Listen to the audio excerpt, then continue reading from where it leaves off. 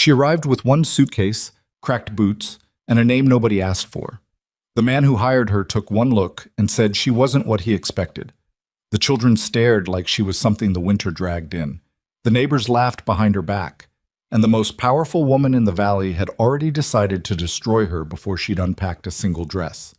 Lenora Ashby had been unwanted her entire life, but this time she refused to leave. Because sometimes the people nobody wants are exactly the ones a broken place needs most. If this story moves you, hit that like button and drop a comment telling me what city you're watching from. I want to see how far this story travels. Now let's begin. The stagecoach hit the rut hard enough to throw Lenora Ashby sideways into the wooden wall, and she grabbed the bench with both hands and said nothing. The other passenger, a heavy-set merchant heading to Cutter's Bend for a supply run, had stopped trying to make conversation somewhere around the second hour. He'd glanced at her twice, at her plain dress and the single battered suitcase wedged between her feet, and then he'd looked out the window and stayed there. She was used to that. Outside, the Wyoming Territory in late November was the kind of country that didn't apologize for itself. The mountains rose gray and indifferent against a sky the color of old iron. Snow sat heavy on the pine slopes and gathered in the creek beds, and the wind off the high ridges pressed against the coach like something that wanted in. There were no settlements visible, no smoke from chimneys, nothing to suggest that people had ever thought it was a reasonable idea to live out here. Lenora pressed her forehead against the cold glass and watched it go by. She was 34 years old.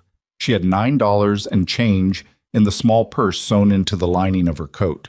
She had a letter in her pocket from a man named Gideon Hawthorne, written 6 weeks ago in a hand that was careful and deliberate, each word placed like a man who didn't write often and was trying not to make mistakes. He'd needed a housekeeper. He had 3 children, the letter said. He had a working ranch outside a valley town called Harlow Creek. He would provide room and board and a modest wage, and he needed someone who could start immediately. She'd read the letter so many times that the fold lines had gone soft. She'd answered it because there was nothing left where she'd been. The house in Cheyenne where she'd spent 4 years keeping the Pratt family's home had dissolved when the Pratts sold and moved east without much notice, and a letter of reference that was technically accurate but contained no warmth whatsoever. Before that, there had been other houses, other families, other towns. Lenora had spent most of her adult life being useful in homes that didn't belong to her, and then moving on when she was no longer needed. She was good at leaving. She'd had a lot of practice.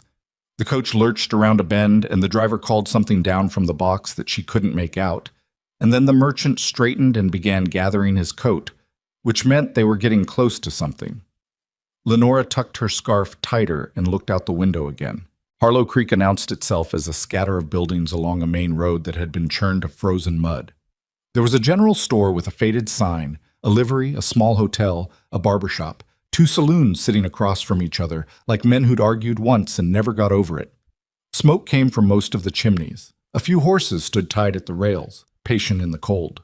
The coach stopped in front of the hotel, and the driver climbed down and opened the door, and the merchant stepped out first without acknowledging her, and Lenora followed him into the sharp air and stood there with her suitcase while the driver tossed the luggage down from the rack. She'd written to Gideon Hawthorne that she would arrive on the afternoon coach. He had not written back to confirm. She stood on the frozen road and looked both ways and waited. People passed. A woman with 2 children glanced at her and kept walking. A man in a canvas coat stopped to light a cigarette against his palm and looked at her the way people looked at someone who was clearly waiting for something uncertain, and then he walked on. She waited 20 minutes before she accepted that no one was coming. The livery owner, a thin man named Carver, who smelled of horses and chewing tobacco, told her that Hawthorne Ranch was 7 miles north on the Valley Road, and that he could rent her a horse for the afternoon, but she'd need to have it back by nightfall. He looked at her single suitcase and the way her boots were worn through at the left heel and said the rate was $1.50, which was almost certainly more than he charged most people. She paid it. The 7 miles took her past 2 hours because the road climbed and the wind picked up and the horse was old and moved with the careful dignity of an animal that had earned the right to take its time. But when the Hawthorne property finally appeared through a line of bare cottonwoods, Lenora pulled up and sat for a moment and just looked at it. The main house was a substantial structure, 2 stories with a covered porch running the full front length, built from timber that had weathered to silver gray. At some point it had been a handsome house. She could see that in the bones of it, in the careful construction, the way the porch posts were squared and the roof line was even. But the yard around it was a slow disaster. Fence posts leaned, the gate to the south pasture hung open on one hinge. A pile of lumber on the east side of the house had been sitting long enough that snow and ice had fused the boards together into something permanent. Two of the three windows facing the road had their curtains drawn against the middle of the afternoon. There was a barn, larger than the house, with a weather vane on the peak that had rusted stuck pointing west. A smaller outbuilding behind it, probably a smokehouse. Beyond all of it, pasture running up toward the foothills. And in the far distance, a herd of cattle that looked smaller than it should have for a ranch this size. She got down from the horse, tied it to the gatepost, picked up her suitcase, and walked up the path to the front door. She knocked, nothing for a long moment, then footsteps, adult and deliberate, and the door opened. Gideon Hawthorne was not what she'd assembled in her imagination from his letter.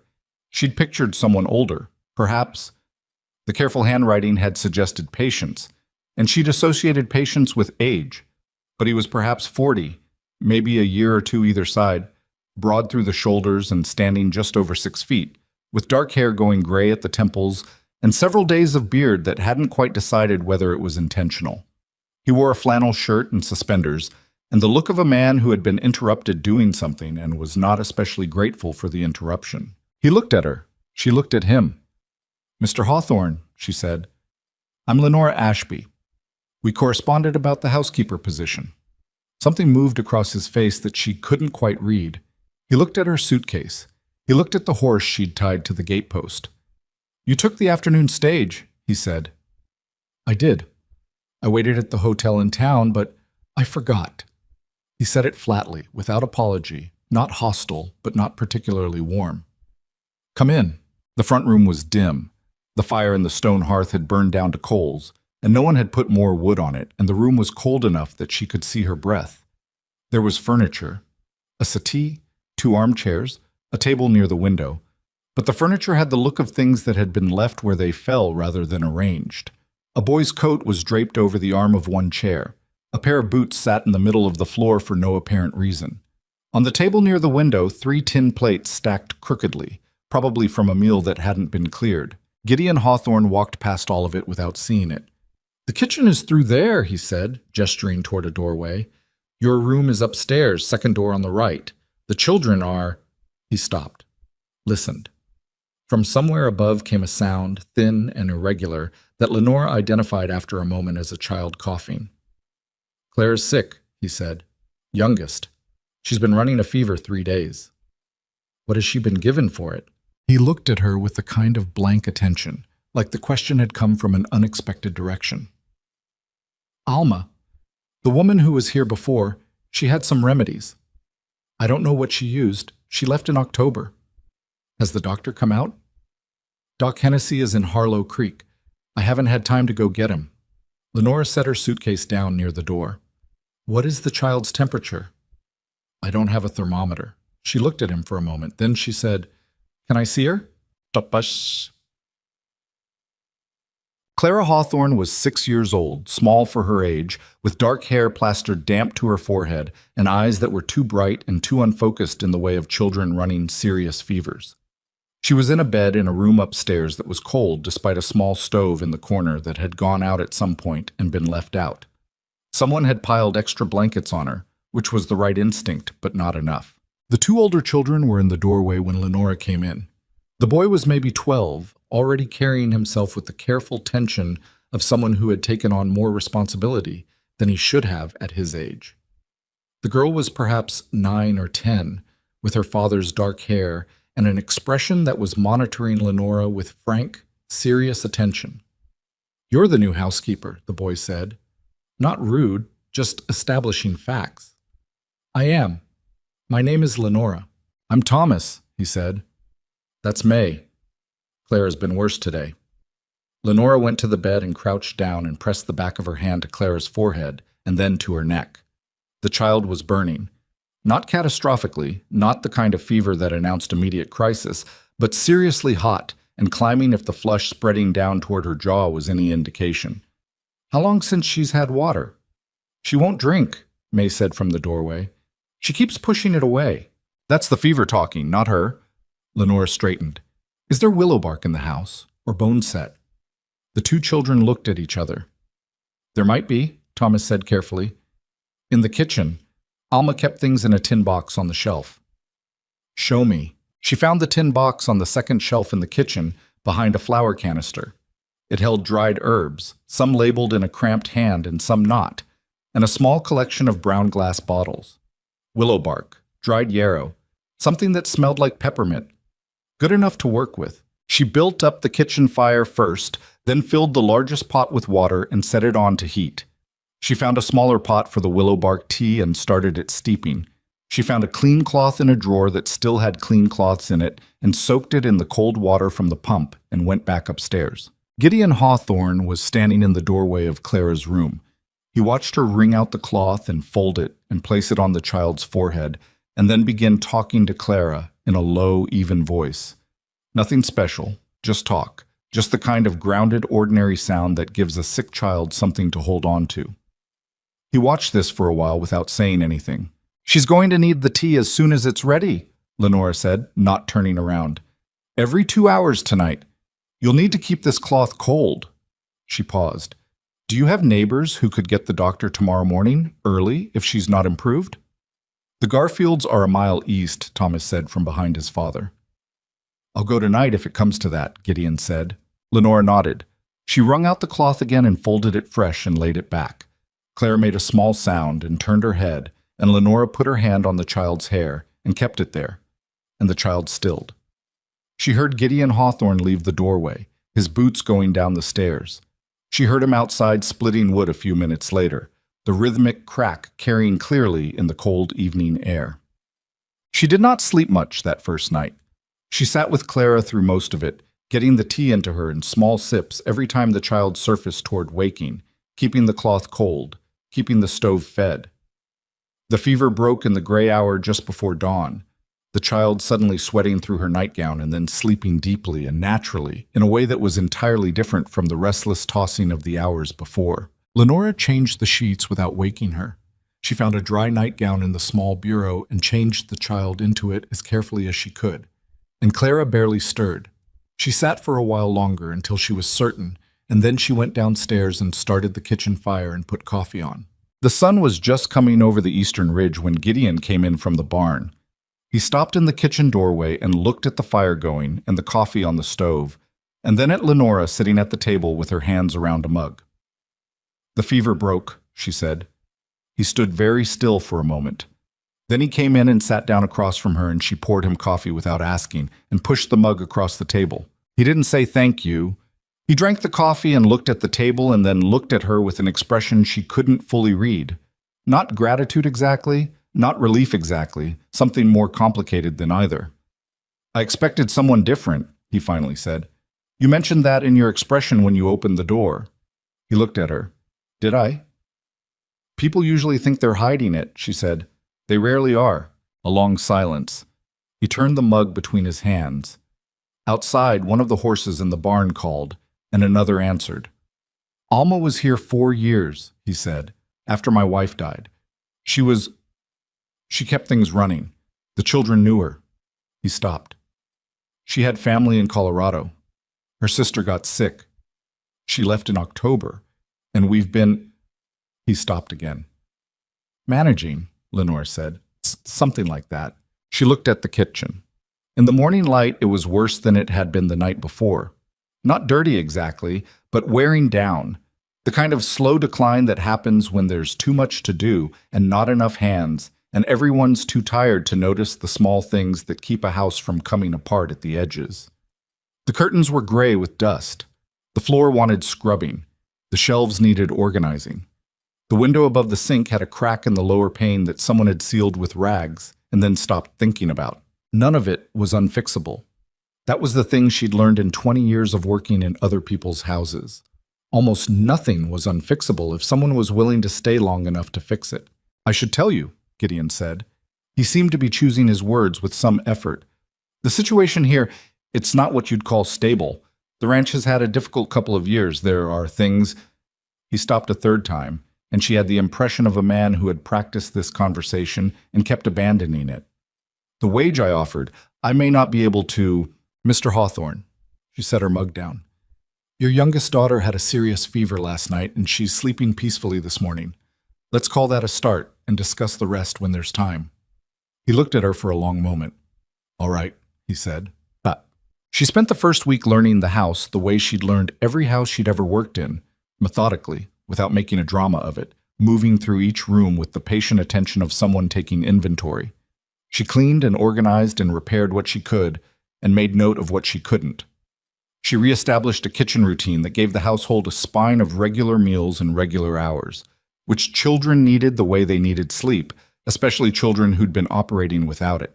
Thomas helped without being asked, which told her something about him.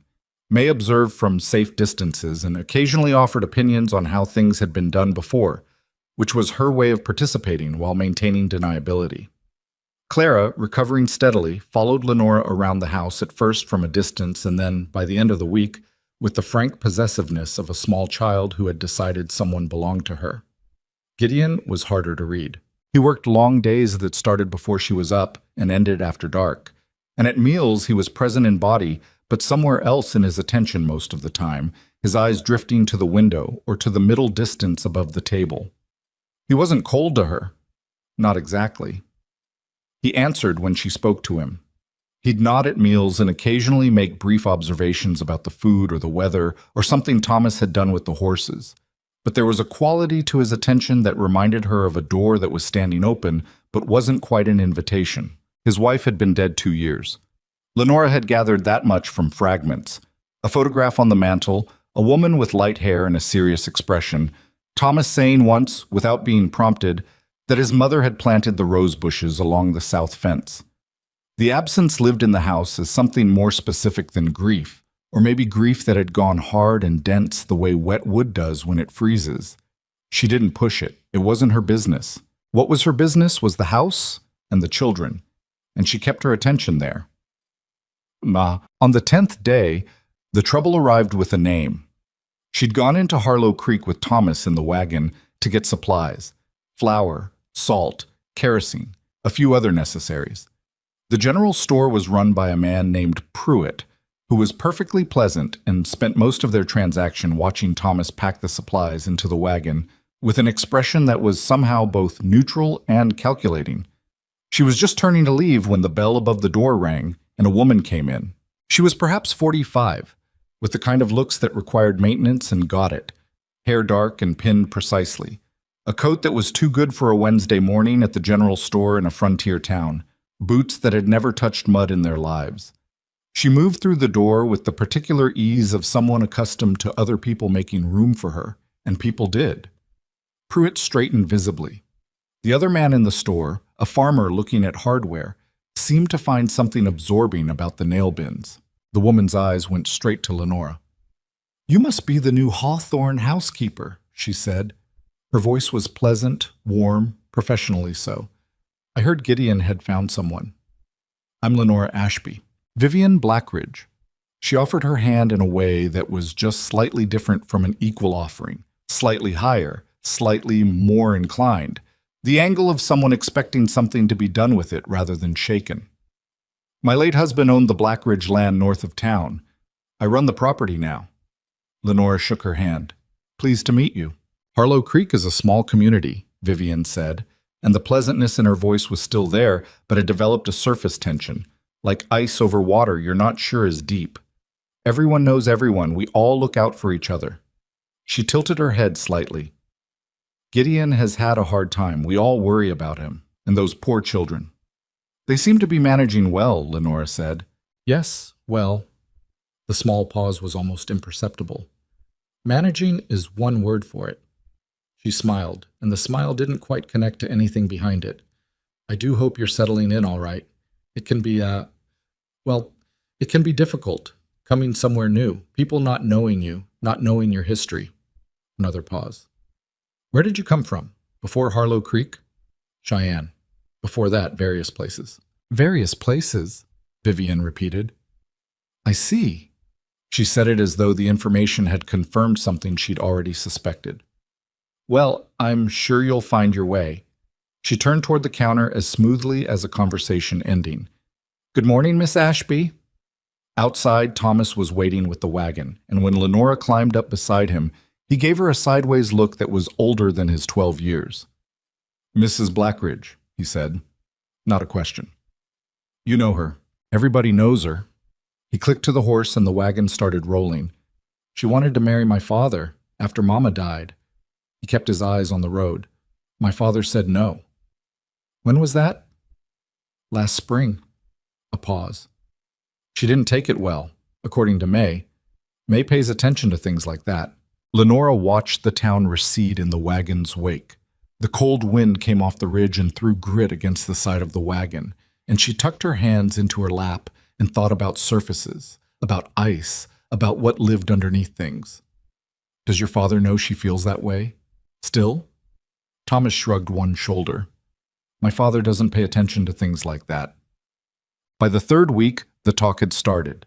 She heard it first from May, who came home from school with a set expression and a letter she'd been passed by another girl.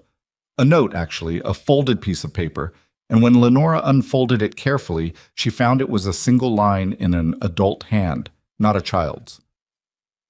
Ask your father where she came from and why no one wants her.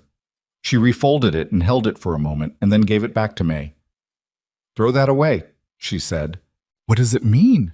May asked. She was watching Lenora with the steady, measuring look she used when she was deciding whether to trust what an adult said. It means someone in town has opinions and not much else to do. Lenora picked up the pot she'd been stirring. Did anyone say anything to you directly? Cora Fenwick said her mother said you were probably after our land. May paused. I told her her mother should mind her own business. I appreciate that, but you didn't need to. I wanted to. May sat down at the kitchen table and watched Lenora work. Is it true? What they're saying? What are they saying? May looked at the table. That you came from nowhere. That nobody knows you. That you're... She seemed to be working out how to say it. Working your way into our house for reasons. Lenora kept stirring. The stew smelled like it was doing what it was supposed to do. Outside the window, the late afternoon light was going gold and thin across the snow. May, she said, when your father hired me, I came with one suitcase and $9. That's not the inventory of someone planning to steal a ranch. May considered this. That's what I thought, she said, but I wanted to ask you. You were right to ask. They were quiet for a moment, just the fire and the pot and the sound of Thomas doing something in the barn. Is it Mrs. Blackridge? May asked. Lenora looked at her. The girl was 9 years old and watching her with an intelligence that was going to serve her well and cost her something along the way. I don't know, Lenora said honestly. She's come to the house twice since you got here. My father tells her the same thing both times, that everything is fine and he doesn't need anything. May looked at her hands. She smiles when he says it, like she doesn't believe him. The thing about rumors in a small frontier valley was that they didn't need to be believed to do damage. They just needed to circulate, to be repeated, to become part of the texture of things. The slight extra attention when someone walked into a room, the conversations that paused a fraction of a second too long, the look that lasted a beat past comfortable. Lenora noticed all of it and said nothing about it to Gideon. There were things she noticed about Gideon that were separate from the talk in town. She noticed that he came in from the barn some evenings with an expression that was more than tired, something worn down in it, something that had been running on Will for a long time and was starting to feel the distance. She noticed that he'd sit with the children at the table after dinner and he'd be there physically, present, paying attention. And then she'd look up 20 minutes later and he'd be somewhere else in his own head entirely. The children's voices going on around him like a river around a stone. She noticed that the ranch was struggling in ways that weren't just about manpower or neglect. 3 steers had gone lame in October in a way that the farrier called unusual. A section of the north fence had been cut, not broken. Cut, the wire ends clean in a way that didn't happen from weather. Gideon hadn't told her this. She'd found out from Thomas, who mentioned it offhandedly and then looked like he wished he hadn't. She'd asked Thomas not to tell his father she'd asked. She didn't know what she was doing with the information yet. She just collected it the way she collected everything, quietly, carefully, without making a production of it. and filed it somewhere that wasn't quite suspicion and wasn't quite certainty, and lived somewhere between those two things, waiting. On a Saturday in early December, Vivian Blackridge came to the ranch. She came in a buggy, which was a particular statement in itself. Not riding, not walking, but the polished black buggy with the matched bays that everyone in Harlow Creek recognized. She pulled up in the yard on a morning when Gideon was out on the range and the children were in the house, and Lenora was on the porch shaking out a rug. She climbed down from the buggy with the careful grace of someone who'd considered the approach. She was carrying something, a covered basket, pie, or bread by the smell of it when the wind shifted. "Miss Ashby," she said, "I was hoping to catch Gideon in." "He's on the South Range," Lenora said. "I'm not sure when he'll be back." "Ah." Vivian came up the porch steps without being invited. She looked at the rug Lenora was holding and at the house behind her, and her expression was doing something careful. "I brought a pie, apple, for the children." She held out the basket. "That's kind of you." "It's nothing." She turned slightly and looked out over the yard, the barn, the leaning fence line. "The place is looking better," she said, and the tone of it was friendly and entirely unconvincing, because what it sounded like was someone acknowledging an improvement they hadn't expected and weren't quite comfortable with. "You've been busy." "There was a lot to do," Lenora said. "Yes." Vivian turned back to her. Her eyes were dark and direct, and she was clearly a woman who was used to saying what she meant, but had learned that the space between what she meant and what she said was often more effective than either one. "I want you to understand something," she said, and the pleasantness went from her voice the way warmth goes from a room when someone opens a window. "Gideon Hawthorne is a good man. He's been through more than most people know. This ranch, his children, they're not—" She stopped. "They're not a situation for someone to take advantage of." Lenora held the basket. The wind moved the bare branches of the cottonwoods at the yard's edge. "I'm not taking advantage of anything," she said. "You've been here 3 weeks and suddenly you're in town with the boy, and you're at the church social." "Yes, I heard. And you're—" Vivian stopped again, and when she started again, the pleasantness was back, but it was the wrong temperature. "I'm just saying that the community notices. People are watching, and you have no history here. Nobody knows you. That makes people uncomfortable." "I haven't asked anyone to be comfortable with me," Lenora said. "I was hired to keep a house and look after children. That's what I'm doing." Vivian looked at her for a long moment, then she smiled, the smile that didn't connect to anything, and went back down the steps. "I'm sure you are," she said. "I'm sure that's all it is." She got back in her buggy and drove out of the yard without hurrying. Lenora stood on the porch and watched until the buggy was out of sight, and then went back to shaking out the rug, and she shook it hard, and the dust went out into the cold air and was gone. She told Gideon that evening. She hadn't decided to, exactly.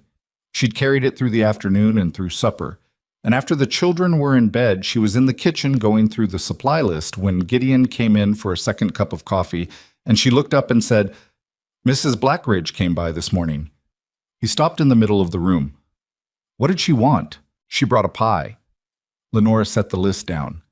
"She also wanted me to know that the community is watching and that my history is a concern."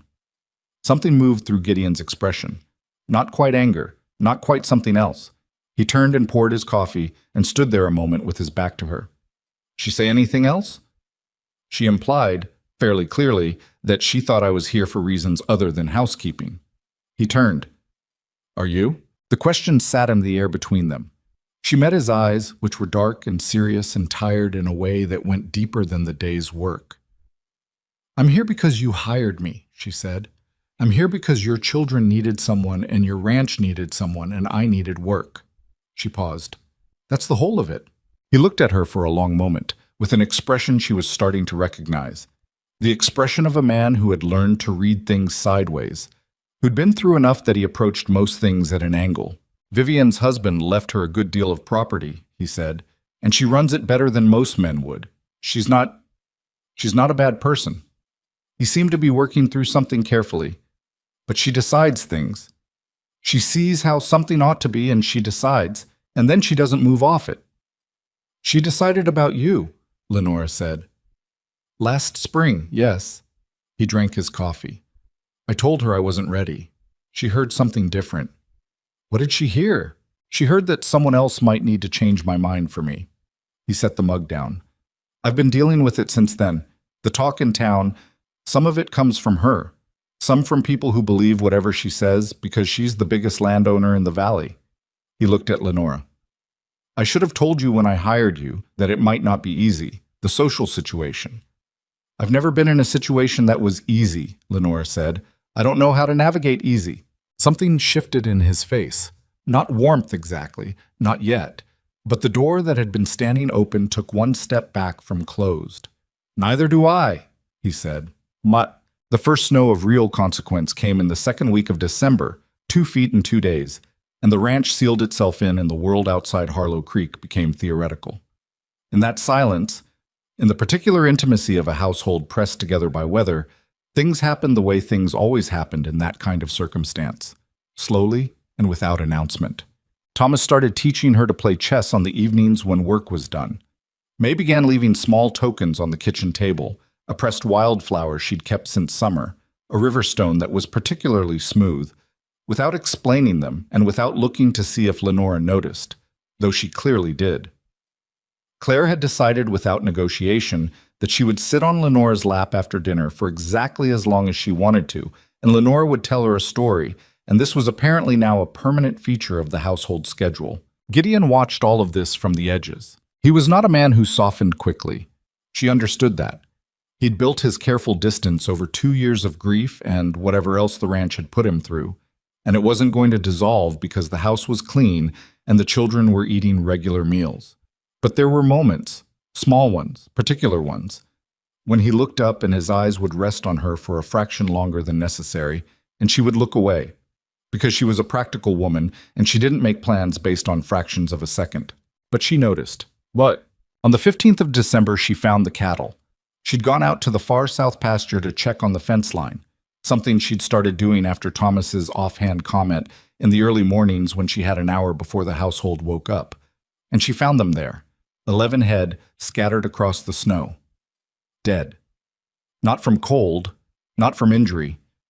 Their mouths were foamed, their legs bent wrong in the rigor of something that had moved through their bodies fast and violent. She stood very still in the gray morning cold and looked at them. Then she turned and walked back to the barn and found Gideon saddling his horse. And she said, "Mr. Hawthorne, come with me." He looked at her face and didn't ask questions. He came. She showed him the cattle. He crouched down and looked at one of them for a long time, his hands on his knees and his jaw set in a way that was past anger, past the noise of it, into something quieter and more terrible than anger. "What killed them?" she asked. "Poison," he said. He straightened. "That's not natural die-off. That's not sickness." He looked at her. "Someone put something in the water trough in the east corner, the old one, the one they use when the creek's frozen over." He was looking at her with an expression that was calculating now, looking at her differently than he had that morning at the kitchen door, looking at her like she was a person he was actually seeing. "How did you know to come down here?" "The fence wire," she said, "back in November. Thomas mentioned it was cut." Something in his expression shifted. "Thomas told you that?" "He mentioned it. I've been checking the line." She met his eyes. "Mr. Hawthorne, I've been looking at this ranch for 3 weeks. The fence wire, the lame cattle in October. And now this." She paused. "Do you have neighbors with the same problems?" He was very still. "The Garfields," he said slowly. "They lost 2 horses in September. Wes Garfield said it was bad feed." His eyes moved over the dead cattle and then over the fence line and the ridge beyond. "The Corrigan place, east of town. Corrigan sold in October. Took half what the land was worth and left. He said he was done with it." "Someone bought the Corrigan land." "A company, out of Denver. I don't know the name." She looked at the dead cattle. The sun was coming up full now, and the snow glittered, and there was no sound from the pasture except the wind. "How long has your family had this ranch?" she asked. "My father built it in 61, 23 years. He looked at her. "You think someone's trying to run us out?" "I don't know," she said, "but I think you're not the only one." He was quiet for a long time.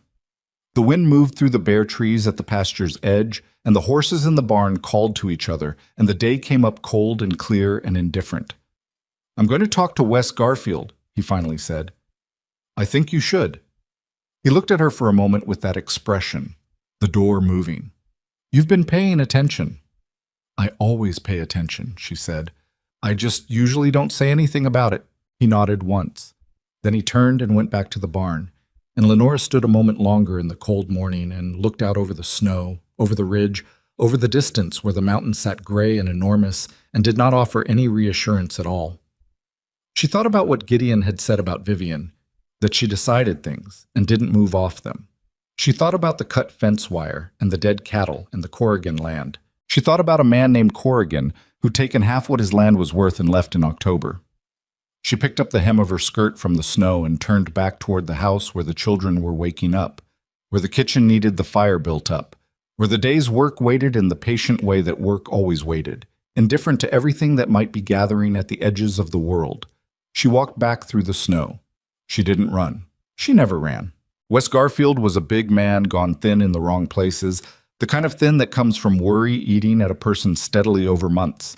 And when Gideon brought the wagon up to his yard on a Thursday morning, Garfield came out of the barn and stood there with a look on his face that was half relief and half something that had already decided nothing good was coming from this conversation. "Gideon," he said. "Wes." Gideon stepped down from the wagon. Lenora stayed on the seat, which was deliberate. She'd suggested it on the way over, that Garfield might talk more freely man to man at the start, and Gideon had looked at her sideways but hadn't argued. "You got a few minutes?" Garfield looked at the wagon, at Lenora, back at Gideon. "Come inside," he said. The Garfield house was warmer than the Hawthorne house had been when Lenora first arrived, but it had the same feel. A household operating under strain, things slightly out of their proper places. The small signals of a family holding itself together by concentration rather than ease. Garfield's wife, a tired-looking woman named Ruth, brought coffee without being asked and then took herself out of the room with the practiced discretion of someone who understood that her husband needed to speak without an audience. Gideon put the question plainly. "Your horses in September. You told me it was bad feed." Garfield's hands went around his coffee mug.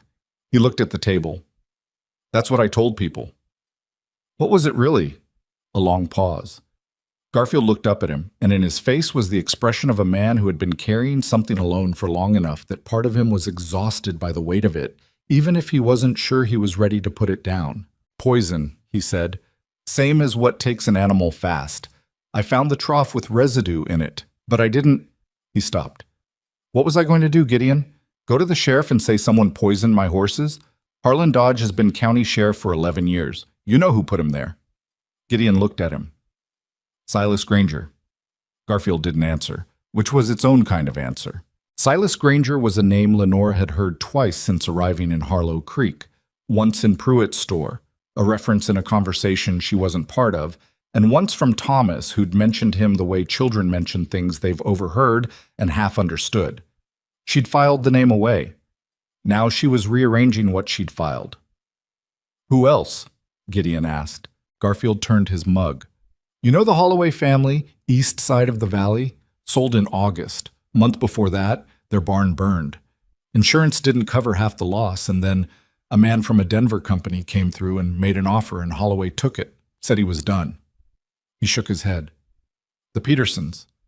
They lost stock last spring, blamed it on disease, but their neighbors' cattle were fine, same pasture boundary. The Petersons are still here, but they're hanging on by their fingernails, and everybody knows it." He looked up. "And Corrigan. Corrigan's gone." "Corrigan's gone," Garfield agreed. "Took 50 cents on the dollar and went to Nebraska." He looked at Gideon steadily. "Same company bought his land. Same company bought the Holloway place." "What company?" "Calls itself Territorial Land Associates, incorporated in Denver. I wrote to a cousin who works a clerk position there, and he looked it up. The registered principals are a lawyer named Fitch and two others whose names I don't know." He paused. "But the money comes from somewhere. A lawyer doesn't have the kind of money to buy 4 ranches, even at 50 cents. Gideon sat back. "Granger. That's what I think. Can't prove it, which is the whole of the problem." Garfield looked at his hands. "I've got a wife and 3 boys. I got 200 head of cattle and a mortgage that I'm current on, but only just. And I've got a county sheriff who works for the man I'd need to complain to." He looked at Gideon. "What am I supposed to do with that?" Gideon didn't answer right away. He turned his mug and looked at the table, and Lenora, through the crack of the door that was not quite closed, watched his jaw tighten and then deliberately ease. "You're supposed to not be alone with it," he finally said. "That's what you're supposed to do." So, they drove back to the ranch in the early afternoon with the sky pressing down gray and heavy and the smell of more snow in the air. Gideon drove and said nothing for the first mile, and Lenora sat beside him and let the silence be. It was Thomas who'd told her, weeks ago, that his father didn't pay attention to things like that, meaning the social undercurrents, the talk, the looks. She'd believed it then. She still believed it, more or less, but what she was revising was her understanding of why. It wasn't that Gideon was oblivious, it was that he'd chosen, at some point after his wife died and the ranch started its slow decline, to narrow his attention to what was directly in front of him. The barn, the cattle, the children, the fence line. Everything else he'd let go peripheral because he didn't have the capacity for it. The problem was that the threat hadn't been peripheral. It had been wearing peripheral as a disguise. "He's right that we can't go to Dodge," Gideon said finally. The horses moved through the gray afternoon and their breath came out in clouds. "Dodge has been in Granger's pocket since before I can remember. Is there a territorial marshal? Nearest one is 40 miles, and he'd need evidence to act on, not just stories from ranchers who can't prove anything." He turned the reins slightly, steering around a frozen rut. "Granger's a careful man. He doesn't put his name on things. He put it on the sheriff. Indirectly. Donated to the campaign, made it clear who he wanted. Nothing you can point to." He was quiet for a moment. "His land holdings are the largest in the territory. He runs cattle, timber contracts, supply agreements with the army outposts. He's not some backcountry operator. He has lawyers and accountants, and he's been at this for years." Lenora watched the road. A hawk was riding the updraft off the ridge, circling without effort, and she watched it without really seeing it. "There are supply depots," she said. Gideon looked at her. "What?" "Garfield said a man from a Denver company came through after the Holloway barn burned. Made an offer. That means someone had to coordinate, who to approach, when, how low they could go. You need a record of that, written instructions or correspondence." She turned to look at him. "Companies like that keep records because the people running them need to keep track of each other, lawyers especially." She paused. "They'd keep them somewhere secure, somewhere not in town." Gideon was quiet for a long stretch of road. "There are old mining claim shacks in the mountains north of here. The mining played out 15 years ago, but the structures are still standing. Granger bought up most of the claims when the mines closed, paid next to nothing because everyone thought the land was worthless." He paused. "No one goes up there in winter, which makes it useful." He looked at her sidelong with the expression she was learning, the one that was recalibrating, adjusting to what she'd just said, arriving at a conclusion about her that was slightly different from the one he'd held before. "You're thinking about going up there," he said. "I'm thinking it would be useful to know what's there," she said. He turned back to the road. "It's a day's ride in winter conditions, maybe more. The pass is ice over. It's not a safe thing to do." "I didn't say it was safe," Lenore said. "I said it would be useful." He didn't answer for a moment. A loose shutter on a fence post rattled in the wind as they passed it, and the horses flicked their ears. "I'll go," he said. "We'll go," she said. She said it plainly, not as an argument, just as a correction of the facts. He looked at her. "Thomas is 12, she said. He can handle the ranch for 2 days if May helps him. Clara's well enough."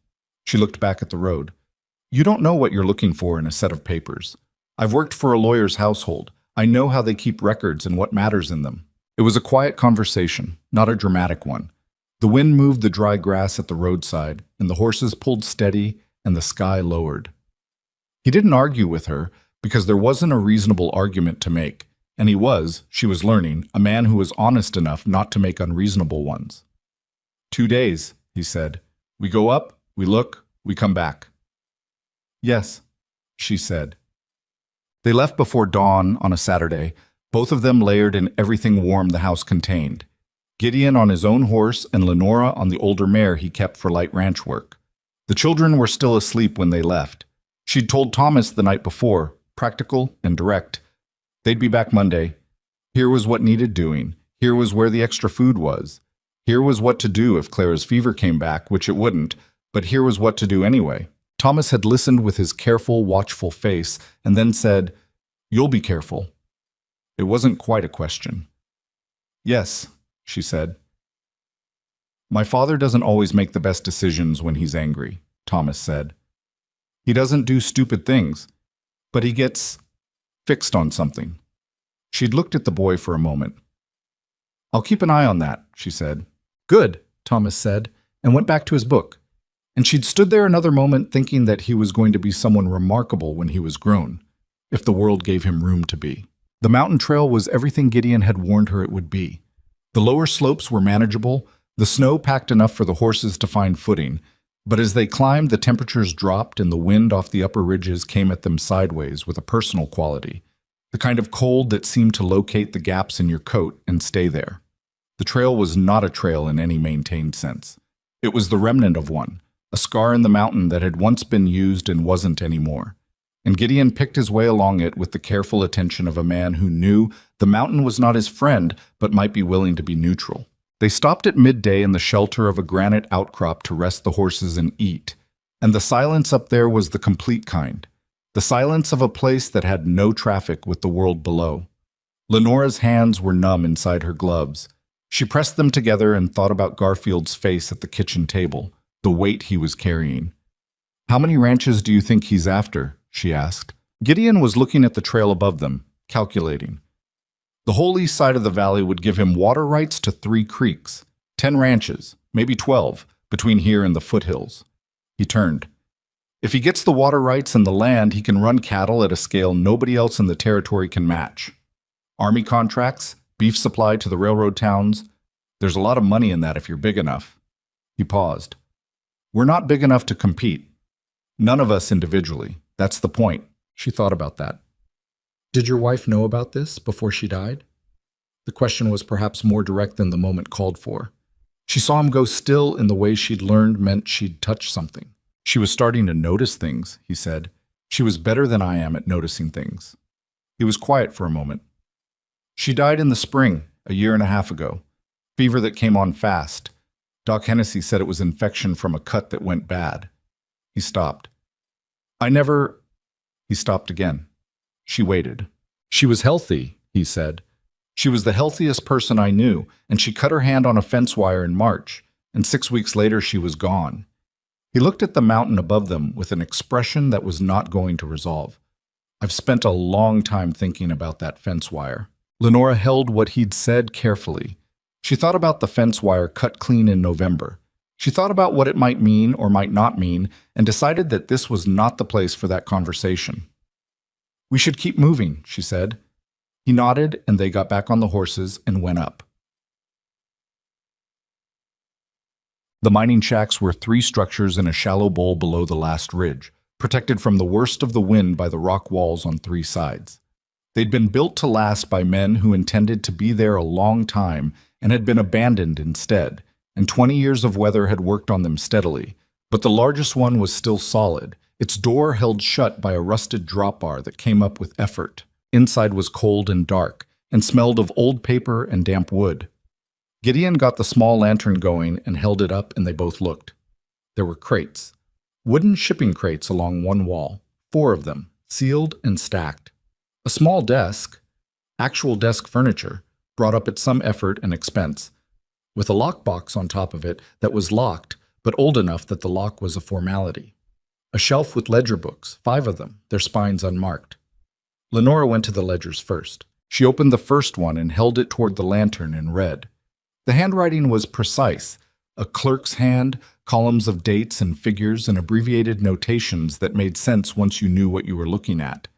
Property addresses, acquisition prices, names.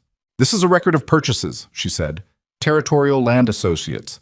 Look, here's the Corrigan place, October. Here's Holloway, August." She turned a page. "Here are purchase offers made and refused. Garfield, you." She looked up. "He has your name in here, Gideon. Offer made in September. Refused. Gideon was looking over her shoulder, the lantern throwing his face in angles. September, he said. That's when the lame cattle started. She turned more pages. She found the correspondence section, actual letters, folded and inserted between Territorial Land Associates and its Denver principals, and between those principals and someone identified only as SG, which was not subtle but was apparently not expected to need to be. The letters were detailed and damning in the particular way of men who trusted their arrangements too much. Instructions about which properties to pressure and how, references to the sheriff by name as an asset, a letter discussing the timing of interventions at specific ranches with specific results expected. "This is enough," she said. "This is enough for a territorial marshal, a federal investigator. This isn't circumstantial." She was already thinking about how to carry it, how to protect the papers against the cold and the ride down, when the door opened. The man who stepped in was not someone she recognized, but Gideon went still in a way that told her he did. He was in his late 50s, solidly built, wearing a heavy coat, and an expression of someone who had walked into something and wasn't bothered. Behind him, two more men. "Gideon," the first man said. His voice was even, almost pleasant, the voice of a man who had spent his life being the most comfortable person in every room. "I wasn't expecting company up here." Silas Granger looked at Lenora, at the ledger in her hands, at the open desk behind her. "Put that down," he said. Lenora closed the ledger. She didn't put it down. Granger looked at her for a moment with the expression of a man reassessing a situation, and then he looked at Gideon. "You've made a problem for yourself," he said to Gideon. "Not angry, careful, the way careful men talked when they were managing a situation. I've been patient with you, Gideon. You're a stubborn man, and I respect that. But this," he gestured at the desk, the ledgers, the open crates. "This is going past stubborn into something I can't accommodate." "You've been poisoning our stock," Gideon said. His voice was flat.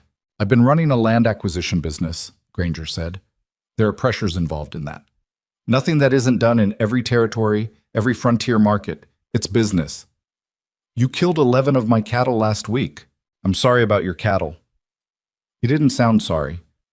"I'm going to ask you to leave everything in this room exactly where it is, and we're going to go down the mountain separately and forget this conversation happened. You can have your ranch. I'm not interested in your specific property anymore. There are better options." He looked at Lenora again. "You and your, whatever she is, can go home, and this is finished." "The letters," Gideon said. "The letters stay here." The two men behind Granger were not making any visible threat. They were just present in the way that made the room a different size. Lenora had been holding the ledger this whole time with both hands pressed flat against the cover. Her heart was doing what hearts did in moments like this, but her face was doing what she'd trained it to do, which was nothing. She thought about Garfield at his kitchen table, and Corrigan gone to Nebraska, and the Holloway barn burned, and Gideon's wife with a cut on her hand in March. She thought about Thomas at home with his brother and sisters, waiting. She looked at Granger and she said, "These books leave with us, or we leave with copies. I read everything. I have a good memory." She paused. "You can take the ledgers and burn this building, and it won't change what I know." Granger looked at her. Something in his expression shifted. Not respect exactly, but the adjustment a man makes when he realizes he'd been underestimating something. He looked at Gideon. "Where did you find her?" "She found me," Gideon said. A long silence in the cold shack with the lantern throwing shadows and the wind pressing at the walls outside. Then Granger stepped forward and took the ledger from Lenora's hands. Not roughly, deliberately, slowly, with the calm of a man who was accustomed to being the one who decided how things went. He took the other ledgers from the shelf and set them in the crate, and he looked at Gideon. "Go home," he said, "and think carefully about what you want the next year of your life to look like."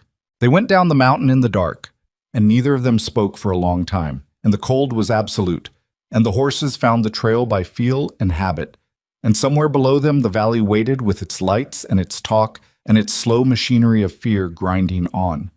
Gideon's jaw was set in the way Thomas had warned her about. "We lost the documents," he said. "We have the names," she said. "We have what I remember, and we know where to go now." She looked at the dark trail ahead. "We can't do this alone, Gideon. We were never going to be able to do this alone." He rode for a moment. "The other ranchers. Garfield won't be the only one who knows what's happening and hasn't said anything because he thought he was the only one. She pulled her coat tighter against the wind. Granger's whole plan depends on everyone staying isolated, staying scared, taking the offer, or losing the fight alone. Some of them won't want to fight, Gideon said. Some won't, she agreed, but some will, and some of them just need to know there are others who will. The horses picked their way down through the dark and the cold, and the valley lights came up slowly below them, scattered and small against the enormous dark of the land. And Lenora looked at them and thought about what it would take to get from here to something that looked like justice. And the distance was considerable, but it was not, she thought, impossible. She was a woman who had spent her life finishing what she started in other people's homes. This one was no different. They got back to the ranch on Sunday evening with the horses worn down and themselves not much better. And Thomas met them at the barn with a lantern and a face that was working hard at being calm and not quite managing it. "Everything all right?" Gideon asked, climbing down. "Fine," Thomas said. He took the reins and then looked at his father's face in the lantern light and at Lenora's, and then back at his father. "It didn't go well." "Not entirely," Gideon said. Thomas nodded once, absorbing that, and led the horses in without another word.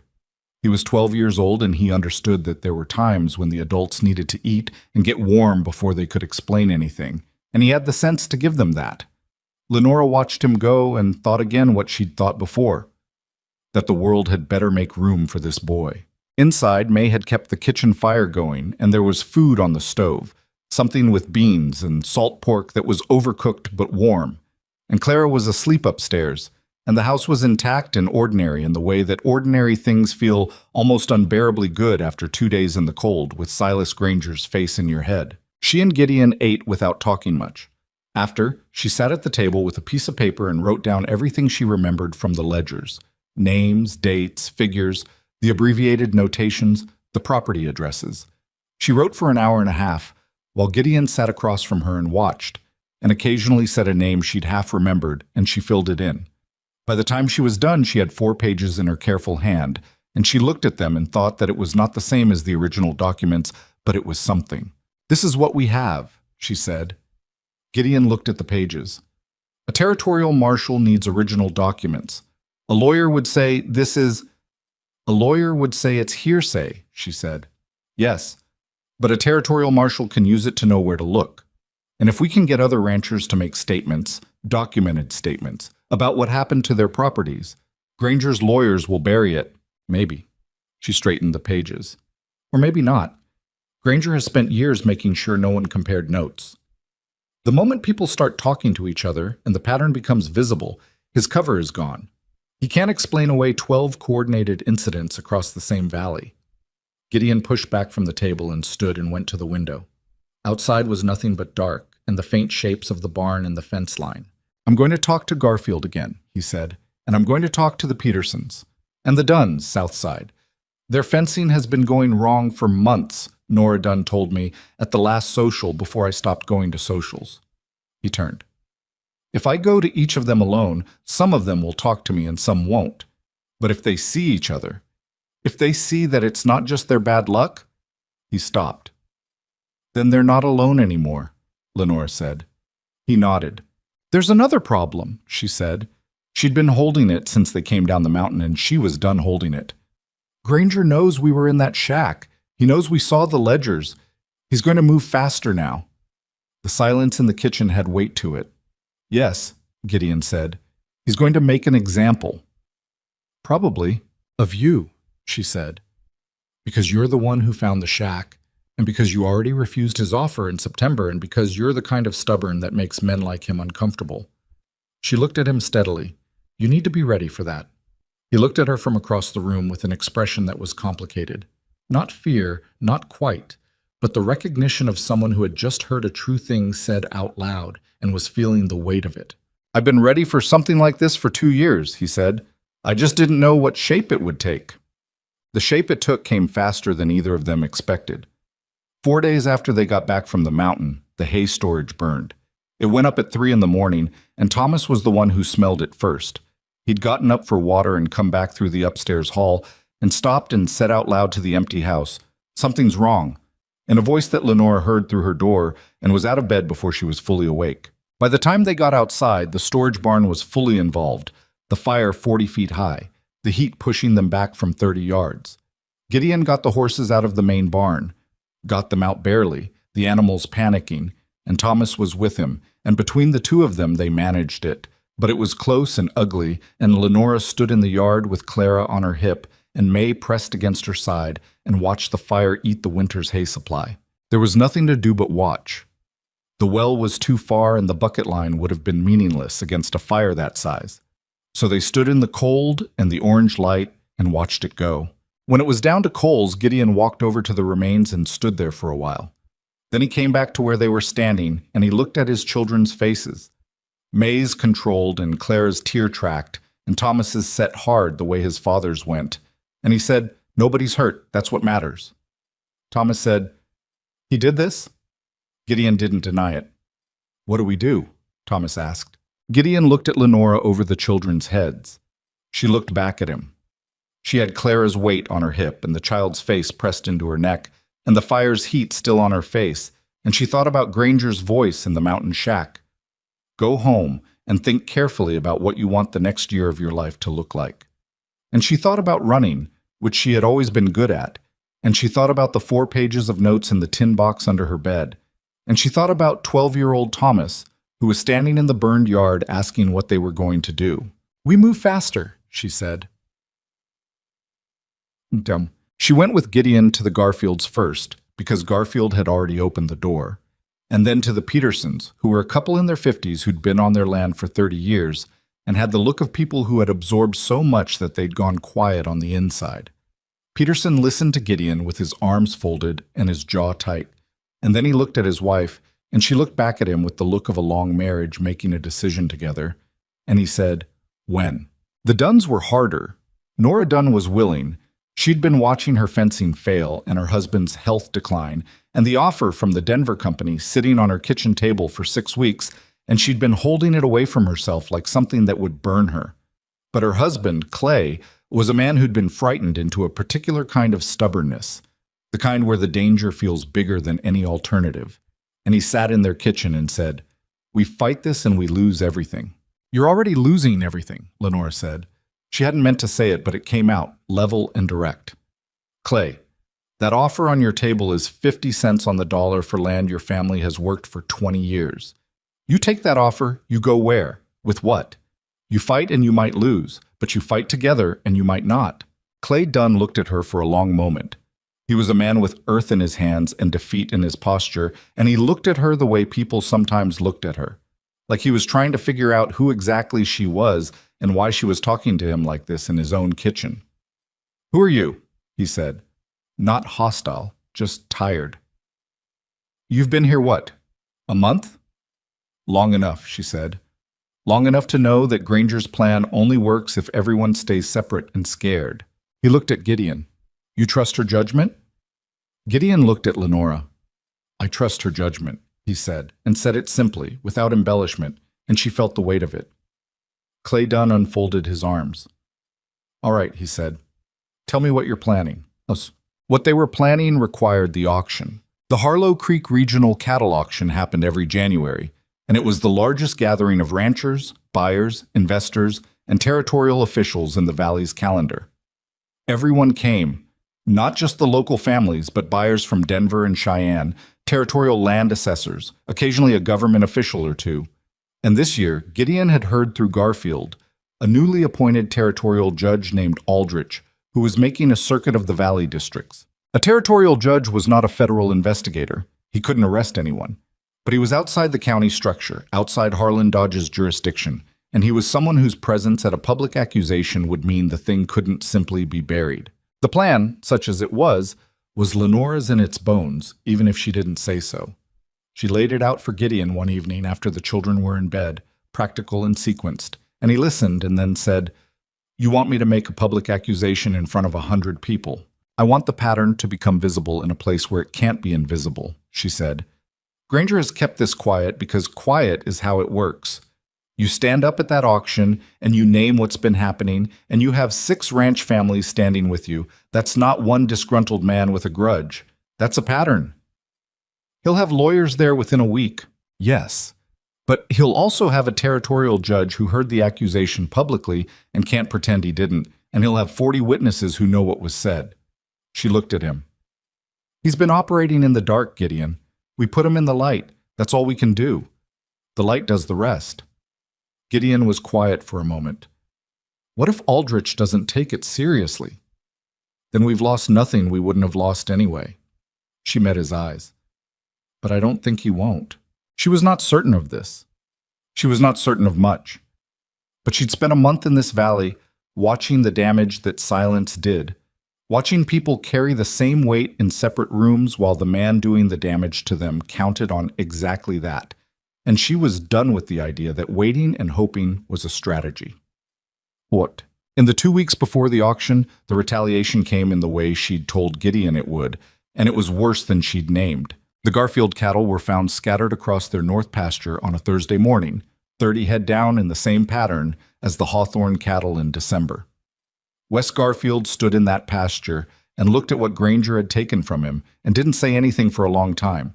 And when he finally came back to the house, his wife Ruth had both hands pressed flat on the kitchen table like she was holding herself up, and he looked at her and said, "We're going to the auction." 3 days after that, the Peterson barn was raided. Not burned, that would have been too obvious, following the Hawthorne fire too closely. But raided, equipment taken, tools that Henry Peterson had spent 30 years collecting gone overnight. Henry Peterson was not a man who cried, but his wife Ada said he stood in the empty barn for an hour and she could not reach him. And when she told Lenora this, Lenora sat with her at the Hawthorne kitchen table and poured coffee and didn't say anything reassuring because there was nothing reassuring to say. Instead, she said, "He's doing this because he's scared of us now. He wasn't scared before. He is now." Ada Peterson looked at her. "You really believe that?" "I believe that a man who is confident would wait," Lenora said. "He's not waiting." The night riders came to the Hawthorne ranch on a Friday, 3 weeks after the mountain shack.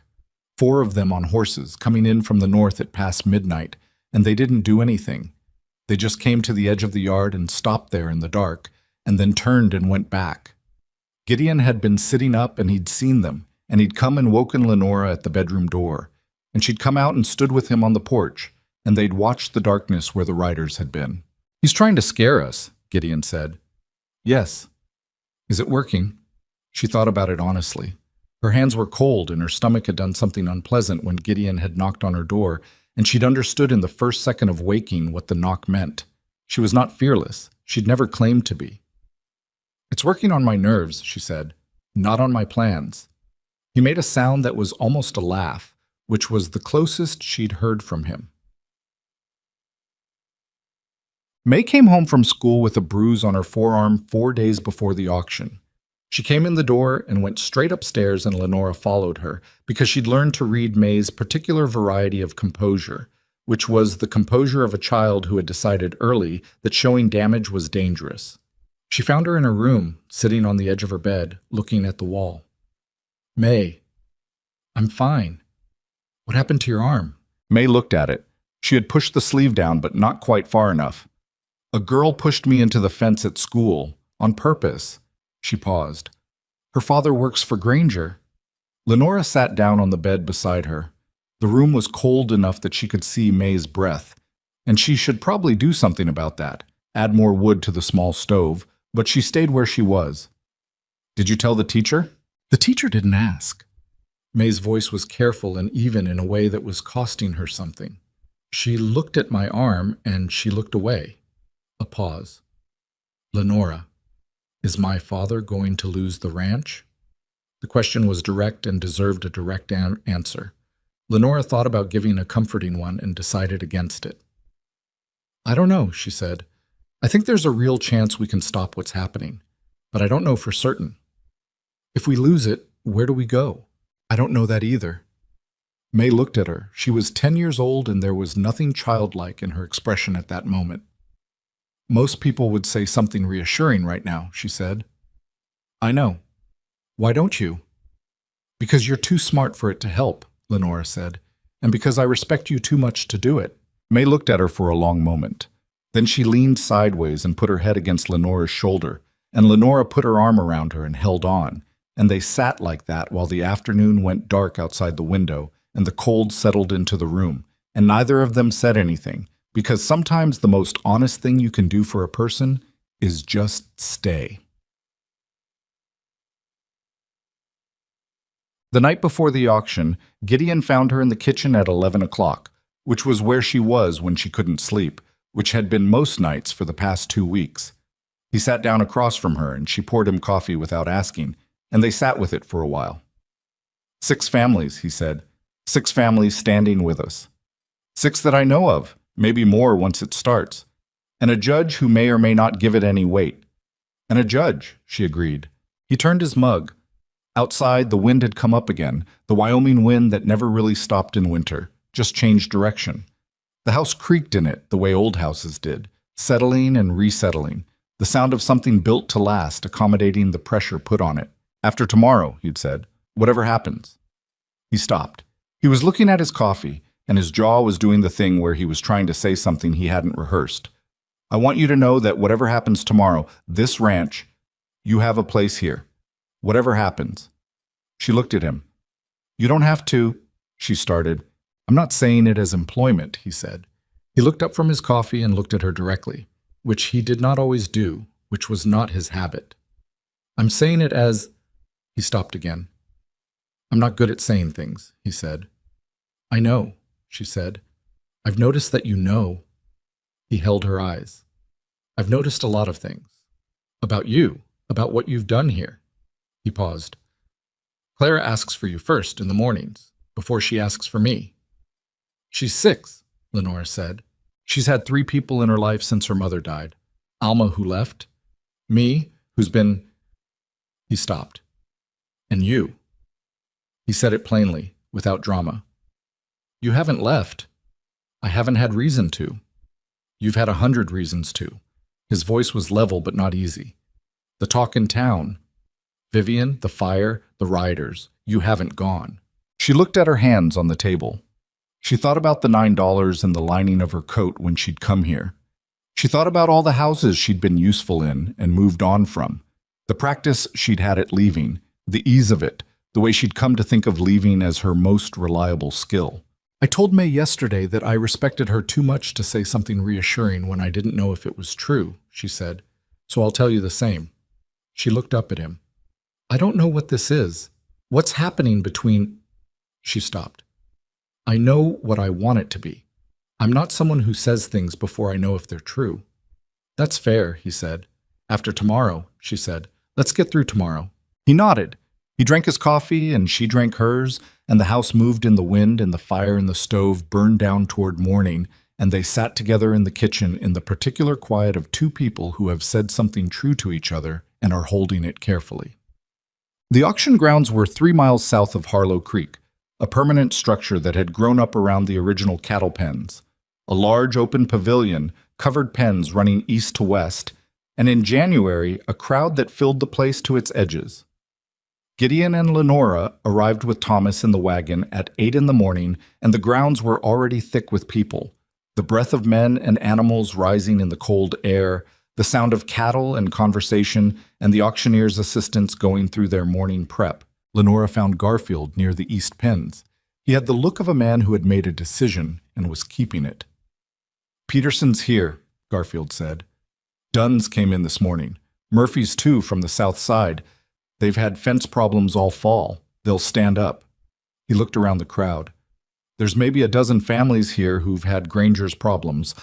Some of them will stay quiet. Some of them, Lenora said. You see Aldrich yet? Not yet. She found him an hour later, the territorial judge, a lean man in his 60s with a circuit rider's weathered face and the careful eyes of someone who had spent a career listening to people with something to prove. He was talking to 2 men near the registration table, and when she approached and introduced herself, he looked at her with the measured attention of a man deciding how to categorize what he was seeing. She gave him the 4 pages. She'd kept them in the inner pocket of her coat for 2 weeks. This is from memory, she said. Original documents were confiscated at the site, but I'm prepared to testify to what I saw, and I have 5 other families prepared to give statements about coordinated property damage across the valley. She paused. I know you can't act on this today, but I'd ask you to hear what's said today and not dismiss it. Aldrich looked at the pages. He read them with an expression that was doing nothing visible. Then he folded them and put them in his own coat pocket. "I'll hear what's said," he said. She went back to find Gideon. He was near the main pavilion, standing with Garfield and Peterson and Clay Dunn and two other men she knew by sight, and they were talking in low voices. And when she came up, Gideon looked at her and she gave a small nod. Around them the auction crowd moved and talked, and the cattle called from the pens, and the auctioneer's voice started up its rhythmic chant from the far end.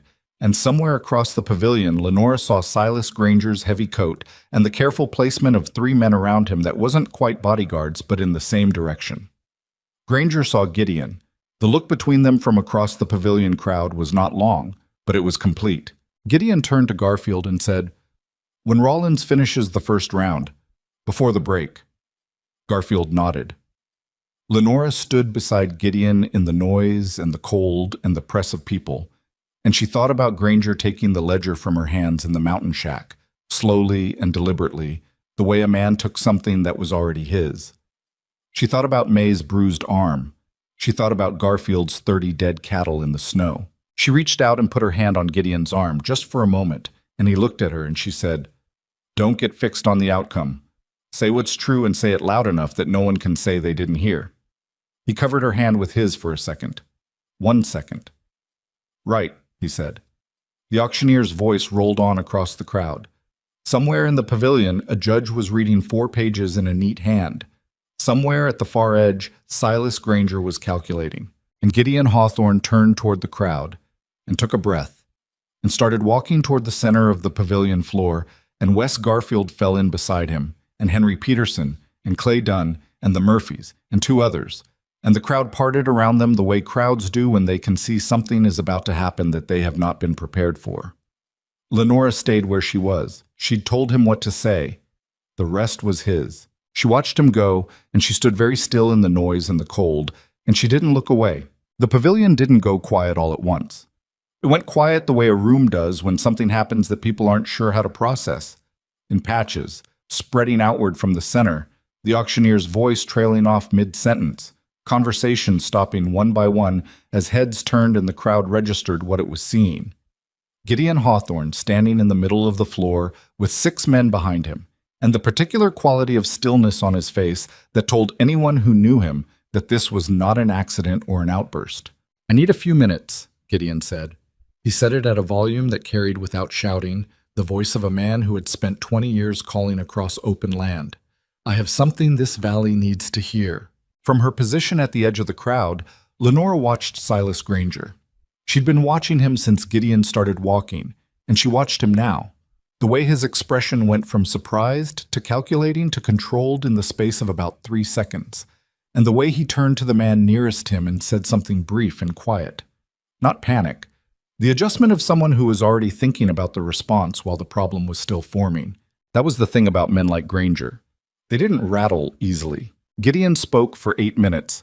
Lenora had helped him shape it the night before, sitting at the kitchen table with the 4 pages between them, working through what needed to be said and in what order. He was not a man who spoke publicly by habit, and he knew it, so he kept it plain. Names, dates, the pattern of damage across the valley, the mountain shack, the confiscated ledgers, Territorial Land Associates, and its Denver principals, and the money behind it. He named Granger directly. He named Sheriff Dodge. He named the Holloway place, and the Corrigan land, and the Garfield cattle, and the Hawthorne hay barn, and then Garfield stepped up beside him and named his own losses, and Peterson after that, and Clay Dunn, and the Murphys. When Dunn finished, the pavilion held its silence for a long 3 seconds. Then the crowd started talking. It was not the eruption of righteous anger that happened in stories. It was messier than that. Overlapping voices, some skeptical, some immediately defensive, a man near the back saying loudly that this was slander, and Granger had more lawyers than Hawthorne had cattle, and someone else saying they'd had fence problems all fall, and now they were wondering. The auctioneer stood at his podium, looking like he'd rather be anywhere else.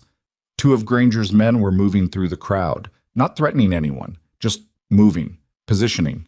Granger himself walked forward. He walked through the crowd the way he always moved, not hurrying, not aggressive, with the calm of someone who intended to be the most comfortable person in the room, regardless of circumstances.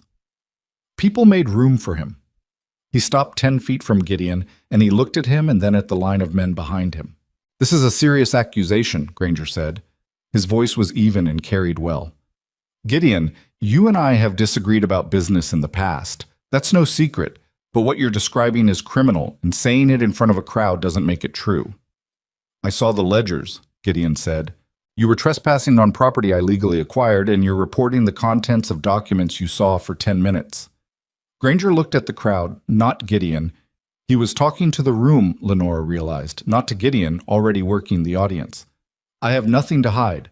I'll open my books to any legitimate inquiry, but a frustrated rancher making accusations at a cattle auction is not an inquiry." It was good.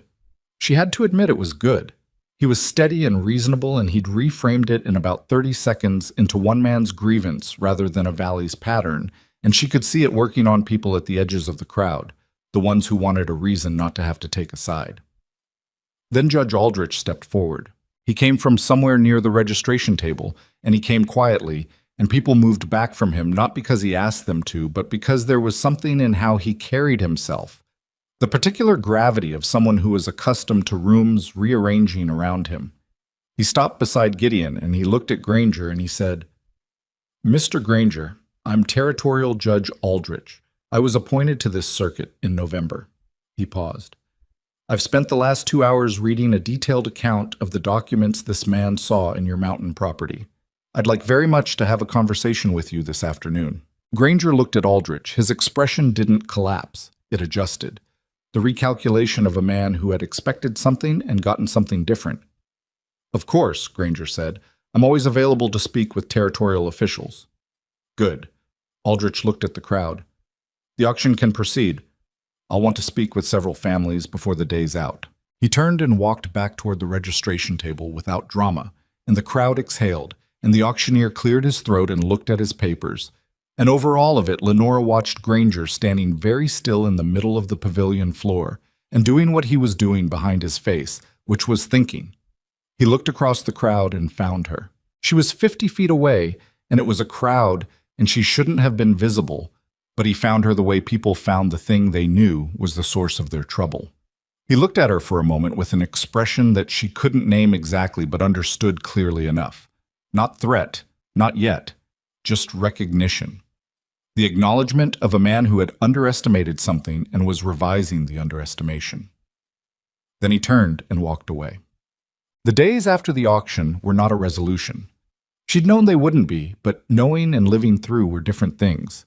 Aldrich did speak with Gideon and Garfield and the others that afternoon, and his questions were careful and specific, and he took notes in his own hand and said that he would be sending documentation to the territorial governor's office and requesting a federal inquiry. That process, he told them plainly, would take weeks at minimum, months more likely. It was not a rapid mechanism. Granger's lawyers arrived in Harlow Creek on Tuesday. 3 of them, from Denver, carrying briefcases and wearing coats that hadn't seen a frontier winter, and they took rooms at the hotel and met with Sheriff Dodge and Vivian Blackridge on the same day. And by Wednesday, the talk in town had shifted shape.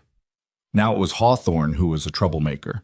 Now Garfield's losses were bad luck, and Hawthorne's hayfire was probably his own negligence.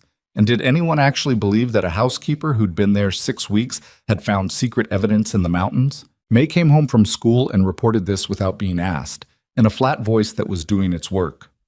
"Cora Fenwick says her father says we'll be gone by spring," she said. "Cora Fenwick says a lot of things," Lenora said. "Her father probably believes it," May said. Lenora looked at her. "Do you?" May looked back at her steadily. "No," she said. Then, "But I'm worried." "That's sensible," Lenora said. "Being worried and giving up are different things." "I know."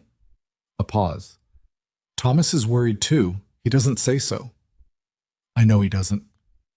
"Clara asked me last night if we were going to move." May's voice shifted slightly. "I didn't know what to tell her." Lenora thought about that. "What did you say?" "I told her that Lenora was here and Lenora didn't leave." May looked at her with an expression that was putting a question inside the statement, waiting to see how she handled it. Lenora felt the weight of it, not just the words but what they meant, what May was actually asking, what the child had decided to put in her hands without making it explicit, so she could take it back if she needed to. Good, she said. That was the right thing to say. The money ran out in February. Not all at once. It was a slow arithmetic problem that Gideon had been working against for weeks, and the hayfire had accelerated the timeline in a way that couldn't be overcome by cutting other costs. Without winter hay stores, the cattle had to be moved to the leased grazing land to the south, which cost money they didn't have, and the lease payment came due in February with the certainty that all bills had, indifferent to circumstances. He told her on a Sunday evening after the children were in bed. He sat at the kitchen table with the ledger open in front of him, his actual ranch ledger, not Granger's, and he went through it with the concentrated expression of a man who has checked a sum several times hoping the answer will change. I have enough for the lease through March, he said. After that, he turned a page and then turned it back. The cattle will need to come home in April. I don't have the feed costs. I can sell 10 head, maybe 15, but at winter prices that's... He stopped. It's not enough. Lenora sat down across from him. She looked at the ledger. She looked at his face, which was doing something difficult and trying not to show it, which was its own kind of showing it. I have savings, she said. He looked up. I've been working since I was 14 years old, she said, in other people's houses, at low wages, but for 20 years. I've spent very little. I have savings in a bank in Cheyenne. She paused. It's enough to cover the feed costs and the lease through summer. He looked at her for a long moment. Lenora, I know what you're going to say. I can't take your money. You're not taking it, she said. I'm choosing to put it here. There's a difference. She held his eyes. I have no family. I have no property. I have no other place I'd rather put it. She paused. I have a place I want it to go. The kitchen was quiet. The fire in the stove made its small sounds, and outside the Wyoming wind moved against the house, and the house held. Why? He said. Not challenging, genuinely asking, the question of a man trying to understand something that was larger than his experience. She thought about how to say it honestly. Because I've spent my whole life in houses that weren't mine, doing work that mattered to other people and not to me. And this one... She stopped. She looked at the table, at the ledger, at the chipped edge of her coffee mug. This one feels like mine. I don't know how else to say it, and I'm not going to watch it go because of money when I have money. He was quiet for a long time. When he finally spoke, his voice was different, lower, more careful. I can't promise what the inquiry will find, he said. The lawyers are still here. Granger hasn't been charged with anything. This might not resolve the way we need it to. I know that. And if the ranch goes, then it goes, she said, but it won't go for lack of trying. He looked at her in the way he'd been looking at her since the mountain, with the expression that was past recalibration, that had settled into something more certain and harder to name. After this is over, he said, after it resolves one way or the other, I want to have a different conversation. I know, she said. You do? You're not subtle, Gideon. You're many things, but subtle is not one of them. Something that was close to a smile crossed his face, closer than anything she'd seen from him, and she'd been watching. Thomas told me I wasn't subtle. Thomas is right about most things. He likes you considerably, he said. He doesn't like most people. I know, I like him too. She pushed the ledger across to him. Write to the Cheyenne Bank tomorrow. I'll give you the account details in the morning. He looked at the ledger for a moment. This isn't... I want you to know, this isn't why I said what I said about the other conversation. I know that too, she said. March came in mean and cold, and the investigation moved at the pace. Investigations moved, which was slowly and with no concern for the people waiting on it. Aldrich had forwarded his documentation. Federal inquiry had been formally requested. The Denver lawyers filed a counter-complaint alleging defamation against Gideon and Garfield. The whole thing sat in a legal structure that none of them fully understood and all of them were dependent on, which was a particular kind of helplessness. But other things were happening in the meantime. Ruth Garfield came to the Hawthorne Ranch on a Wednesday with a side of cured pork and the information that 3 more families from the south side of the valley had given statements to Aldrich, families who'd been present at the auction but hadn't spoken, who'd gone home afterward and talked to each other and decided they were done staying quiet. The Murphys had been talking to ranchers in the next valley over, where a similar pattern of property damage and below-market buyout offers had been happening for 2 years. There was documentation there too. Different names, different shell company, same structure. Granger had been doing this longer and broader than any of them had known. "How many families total?" Gideon asked. Ruth Garfield looked at him. "Wes counted 23, between this valley and the next, that we know of." The scale of it sat in the room for a moment. Lenora had been listening from the kitchen doorway. She came in and sat down. "That's not a local matter anymore," she said. "That's a territorial operation. That's federal jurisdiction." "Aldrich said the same thing," Ruth said. "He's been in contact with federal investigators in Cheyenne. They were apparently already looking at Granger's land holdings for separate reasons. Something about Army supply contracts and inflated billing. Aldrich's documentation gave them a second avenue." "When?" Gideon asked. "Wes doesn't know. Aldrich said weeks, maybe a month, maybe Weeks felt like a year and a month felt like a decade. Because in the meantime, the ranch had to run, and the cattle had to be managed, and the children had to go to school in a town where the talk was still actively hostile in places, and the lawyers from Denver were still at the hotel filing motions and eating the hotel's food and waiting with professional patience for the whole thing to collapse. It was Thomas, on an otherwise ordinary Thursday afternoon, who came in from the barn and said, "There are 2 riders on the East Road. They're not from the valley." Gideon went to the window. Lenora went to the window. 2 men on horses, moving at a deliberate pace, wearing coats that were cleaner than ranch coats, and riding with the upright posture of men who were on official time. "Federal," Gideon said. Lenora looked at him. He looked at her. "Don't get fixed on it," she said. "Let them say what they came to say." The 2 men were federal investigators from the Territorial Marshal's office in Cheyenne, and they spent 2 hours at the Hawthorne kitchen table going through what Gideon knew and what Lenora remembered. And they were professional and thorough, and they asked the right questions. And when they left, they took a copy of her 4 pages and told Gideon that he should expect further contact in the coming weeks. Nothing guaranteed, nothing promised, but something in motion. Vivienne Blackridge came to the ranch one more time. She came on a March afternoon when Gideon was out with Thomas checking the south fence. They were always checking the south fence. And Clara was napping, and May was at school, and Lenora was alone in the house when the knock came at the door. She opened it, and they looked at each other. Vivienne looked different from how she had in December. Still put together, still the careful presentation of a woman who understood appearance as a tool, but something had changed in the quality of her composure. It was thinner, like something underneath it had shifted. "May I come in?" she said. Lenora stepped back and let her in. They sat at the kitchen table because that was where Lenora sat, and she poured coffee because it was what you did, and Vivienne took it and held it and didn't drink it and looked at the table. "I didn't know," she said. Lenora waited. "About the cattle, the fires, what Granger was doing." She looked up. "I want you to know that." "What did you know?" Lenora asked. Not accusatory. Direct. Vivienne's jaw tightened slightly. "I knew Granger was acquiring land. I knew some of the acquisitions were below market.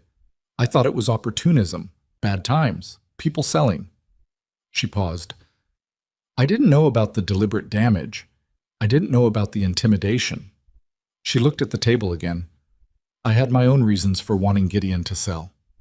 Because you thought if the ranch was gone, he might—" "Yes," Vivienne said quietly. "I know how that sounds." "It sounds like someone who wanted something badly enough to look away from how it was being taken." The words were not gentle, but they were not cruel either, and Vivienne received them in the way of someone who had already said them to herself and was past arguing. "The talk about you," she said, "the things I said in town. I made it harder for you."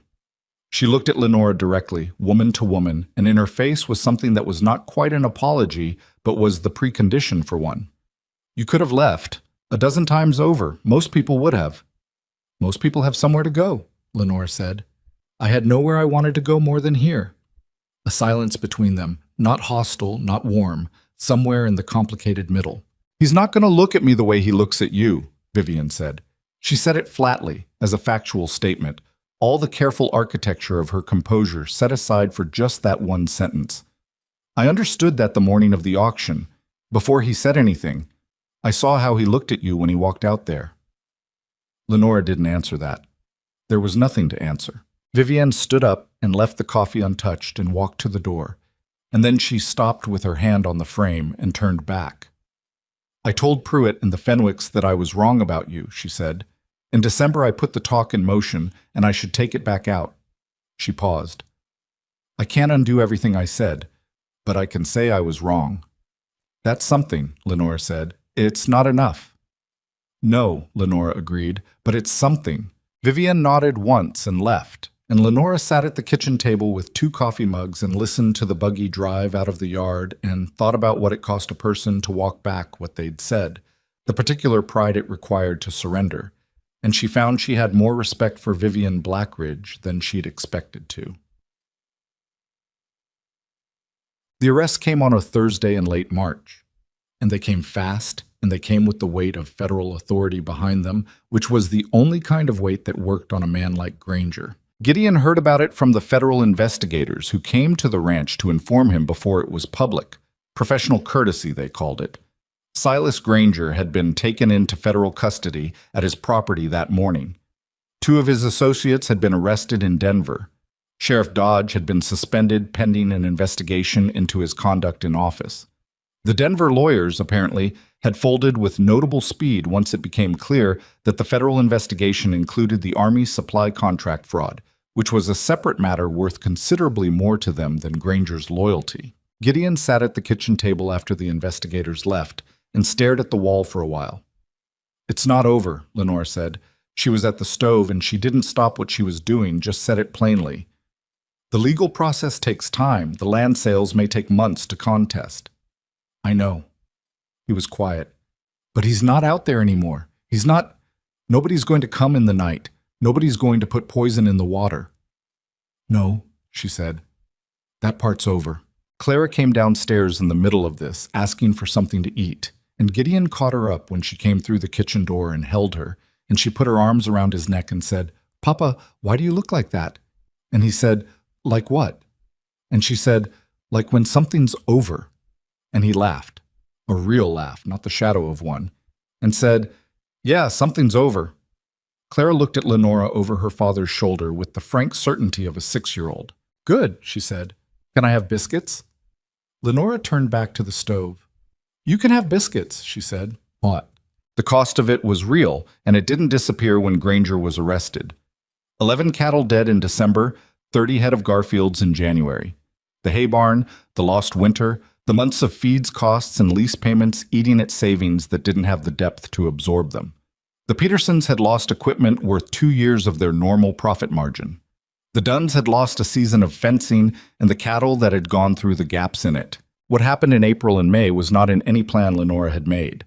It was the kind of thing that either happens in a community or doesn't, and you can't plan for it because it depends on people deciding to be a certain way, which they may or may not decide. Wes Garfield showed up on an April morning with his 2 oldest sons and a wagon loaded with lumber and said they were going to build back the hay barn and they'd appreciate a hand. By noon, there were 3 other wagons in the yard and 9 men working, and Ruth Garfield and Ada Peterson were in the kitchen with Lenora making food for all of them, and May was running water and Thomas was doing the work of a man twice his age without complaining, and Clara was in the way constantly in the manner of 6-year-olds who want to contribute and have not yet grasped their spatial limitations. Nora Dunn arrived with 2 other women and a crate of provisions. A family named Calloway, from the south side of the valley, whom Lenora barely knew, brought a breeding pair of cattle to replace losses. Someone else brought a young bull. Garfield's boys came back a second weekend and a third. It was not organized, it was not smooth. 2 men argued about the best way to frame the new structure, and the argument went on half the afternoon and got louder than it needed to, and in the end, they compromised in a way that satisfied neither of them but produced a structurally sound wall section, which was the point. Someone brought bad coffee 2 weeks in a row and everyone complained about it and drank it anyway. The hay barn went up in 3 weekends.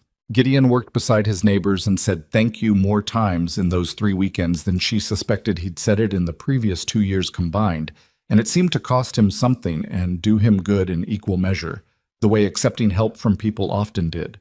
Like a muscle you'd stopped using, finding out it still worked. One evening, at the end of the second weekend, when most of the neighbors had gone home, and Gideon and Thomas were finishing the last of the cleanup, and the kitchen had been restored to something like order, Wes Garfield sat down at the hawthorn table with a cup of coffee and looked at Lenora.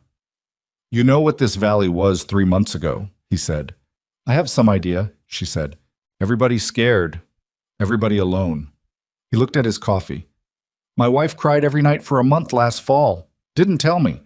I found out after." He shook his head. "Granger didn't just take our cattle and our hay. He took the way people trusted each other, made everyone suspicious, wondering if the next man was going to take the offer and leave." He looked up. "You gave that back." "Gideon gave that back," she said. "He walked out on that auction floor. He walked out because you told him to." "I suggested it." Garfield smiled, Shaz. A real smile, the tired, satisfied smile of a man who was done with something terrible. "Lady, you did more than suggest." He stood up and took his coat. "You're good for this place. You're good for him." He glanced toward the barn where Gideon and Thomas could be heard finishing up. "He knows it. He's just slow." "I'm aware," she said. He laughed. The first real laugh she'd heard from him, and she thought it sounded like something that had been stored a long time and was glad to get out. Garfield had been right that Gideon was slow. He was slow in the particular way of men who had been through enough that they'd learned to distrust their own certainties, but who'd built something once and watched it come apart and were not eager to build carelessly again. Lenora understood this. She was not without her own version of it. 20 years of moving through other people's houses had made her careful about attachment in a way that looked like self-sufficiency from the outside and felt, from the inside, more like practice at a kind of loneliness you could live with. So May came, and the hay barn was standing, and the cattle were back on Hawthorne land, and the federal investigation was working its slow machinery through Granger's affairs, and the household ran the way it had learned to run, with regularity and warmth and the particular rhythm of people who had gotten used to each other. And neither of them said the thing they'd agreed to say after. After had arrived, and they were both standing in it, and somehow it had not yet become a conversation. Thomas was the one who finally addressed this, in the blunt manner of a 12-year-old who had run out of patience with adults. He came in from the barn on a May evening and found Lenora at the kitchen table writing letters, correspondence with the Cheyenne Bank about the remaining balance of her savings, which had done what she'd sent it to do and was now spoken for. And he sat down across from her and said without preamble, "Are you going to stay?" She looked up. "Where would I go?" "I don't know. That's why I'm asking." He had his father's directness stripped of his father's restraint about using it. "May says you're going to stay. Clara just assumes, but I want to know what you actually think." "I think I'm staying," she said. He looked at her. "Does my father know that?" "Your father knows most things eventually. He's been staring at the wall after supper," Thomas said. "He does that when he's working something out." "I know he does." Thomas looked at her for a moment longer with the expression that was going to be formidable when he was 40. "He's not going to say it first," he said. "He thinks it's not his place, because you work for him." Lenora set her pen down. "That's a fair observation." "So someone else has to say it first." "Apparently."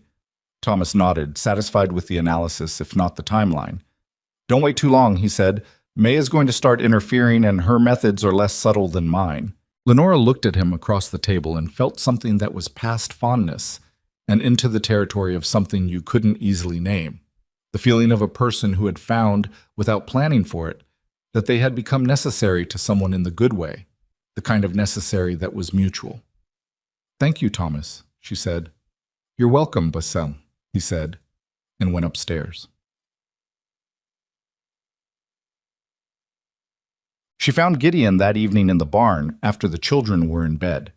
He was doing what he did when he needed to think, which was work with his hands in the dark, fixing a bridle that didn't urgently need fixing, his hands moving through the familiar motions while his mind was somewhere else. She came in and he looked up, and she sat down on the bench along the wall and looked at him. "Thomas came to talk to me this evening," she said. He set the bridle down. "He came to talk to me this afternoon," he said. "Different conversation, same subject." "What did he say to you?" "He said that if I was going to keep staring at the wall after supper, I should do something about whatever I was thinking about because it was making May anxious." He looked at her. He's not wrong. No, she said. The barn was quiet around them, the horses settled and warm, the smell of hay and leather and animals that had become as familiar to her as anything she'd known. She had not expected, when she arrived in November with her one suitcase and her $9, to be sitting in this barn in May feeling like she was already home. She had not expected a lot of things. I want to say something, he said, and I want to say it right, which means I'm probably going to say it badly. That's fine, she said. Say it badly. He looked at the bridle in his hands and then set it aside and looked at her. When Margaret died, I thought I understood what I'd lost, and I did. But what I didn't understand was what else went with it. Not just her, the way the house felt, the way the children were, the way I was in it. He paused. I got used to that being gone. I got used to the absence of it. And then you came and the absence started filling in and I wasn't ready for it. I didn't know what to do with it. She waited. I know what I want to do with it now, he said. I want to ask you to stay, not as the housekeeper, not as the woman who kept this place together when I couldn't, he stopped, as mine, if you'll have it that way. The barn was quiet. One of the horses shifted its weight and settled. You're right, she said. That was badly said. Something crossed his face that was half wince and half almost smile. But yes, she said, I'll have it that way. He looked at her for a long moment, and the almost smile went the rest of the way, and she thought that she had not seen enough of that, his real smile, the unguarded one, and she intended to see considerably more of it going forward. He came over and sat beside her on the bench and took her hand in his, and they sat like that in the warm barn while the horses breathed and the Wyoming night pressed against the walls, and neither of them said anything for a while, because some things don't need saying over. They married in June, on a Saturday, in the yard of the Hawthorne Ranch. It was not a grand ceremony. Neither of them wanted grand. They were too old for it and too practical, and had been through too much to want to put ribbons on a thing that didn't need them. Lenora wore a dress she'd made herself from fabric Ada Peterson had insisted on pressing on her, a blue-gray that May had selected with the authority of someone who had opinions about color and was not shy about them. Gideon wore his best coat and the expression of a man who was where he wanted to be. The Garfields came, and the Petersons, and the Dunns, and the Murphys, and the Calloway family from the South Side, and 8 other families from across the valley, and Ruth Garfield cried before the ceremony started and didn't apologize for it, and Wes put his arm around her and looked satisfied with the general state of things. Thomas stood beside his father with the bearing of someone taking the day seriously, which was how he took most things. May had appointed herself to manage Clara, which mostly meant trying to keep Clara from picking every flower in the yard before the ceremony began, a task that was only partially successful. Clara, in the end, arrived at the makeshift altar with her arms full of whatever she'd managed to gather and presented the flowers to Lenora as if this had been the plan all along. And Lenora took them and held them against her dress and looked at the small girl's face, flushed and proud and entirely certain of her place in the world. And something in her chest did what it had been doing more and more in recent months, opened up in a way that had nothing to do with sentiment and everything to do with reality. There was a justice of the peace from Harlow Creek, a man named Briggs, who was dignified and brief about it in the way Lenora had requested. The words were the standard words, the promises were the standard promises, and they said them in the June air with the mountains behind them and their neighbors in front of them, and 3 children watching. One serious, one assessingly, one with flowers dropping petals down the front of her dress. And then it was done, and Gideon looked at her, and she looked back, and that was most of it. Afterwards, someone had brought fiddles, and someone else had brought enough food to make the afternoon a thing of its own, and the yard filled with the sound of people who had come through something together and were on the other side of it. And Lenora moved through it all with a feeling she kept recognizing and having to relearn, the feeling of being somewhere you belong. Vivienne Blackridge was not there. She had not been invited, but she had sent a note delivered to the house 2 days before, brief and without self-pity. I wish you well. I mean it. Lenore had read it twice and then placed it in the small tin box with the 4 pages of notes she'd written from memory, and she thought that Vivienne was probably going to be all right. Some people needed to lose a thing they wanted too much before they could figure out what they actually needed. She'd been that person herself, in different ways. The legal proceedings moved through summer and into fall, which was the nature of legal proceedings. They took the time they took, and were indifferent to the urgency of the people caught inside them. Silas Granger was convicted in September on federal charges related to the Army supply fraud, which was the bigger case and the one the federal prosecutors had built most carefully. The land fraud charges, the intimidation, the sabotage, the coordinated destruction across the valley came as additional counts, and they were sustained by the documented statements of 26 families across 2 valleys, which was a number large enough that no lawyer could talk around it. He received a sentence that meant he was not coming back to Harlow Creek in any meaningful lifetime. The shell company, Territorial Land Associates, was dissolved by court order.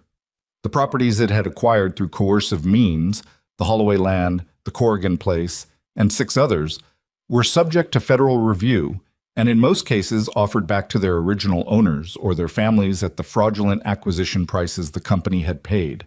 The Holloways, contacted in Colorado, came back. The Corrigans did not. Nebraska had become home, and Corrigan wrote to say he was sorry for what the valley had been, but grateful for what it was becoming, and wished it well from a distance. Sheriff Dodge resigned before he could be formally removed and left the territory quietly. The new sheriff was a man named Alderman, who had no history with Granger and seemed to understand that his job was to be a sheriff rather than a tool of whoever had the most money, which was a low bar, but a real one. Harlow Creek was not transformed overnight. It was still a small frontier town with a hard winter and a complicated social history, and people in it who held on to old opinions the way people held on to old furniture, because getting rid of it required admitting they'd made a mistake in acquiring it. There were still families who had looked away from what was happening and still felt the low-grade guilt of having done so. And that guilt sometimes came out sideways in the form of coolness toward the people who'd made them look at themselves. That was human nature, and she had no illusions about fixing it. But the valley had changed in the way that mattered. The isolation that Granger had cultivated, that careful management of fear and silence that kept people from comparing notes, from trusting each other, from understanding that their individual disasters were a single manufactured one, that was broken, and it stayed broken. People talked to each other now. They compared notes at the auction and at the general store and over fence lines. When the Calloway family had a bad spring the following year, 3 other families showed up before they asked, which was the thing. Nobody had to ask. That was the thing Lenora thought about most in the years that followed. Not the arrests or the legal proceedings or even the wedding. The thing she came back to was the way fear worked, quietly, individually, by convincing each person they were alone in what was happening to them. The moment that stopped being true.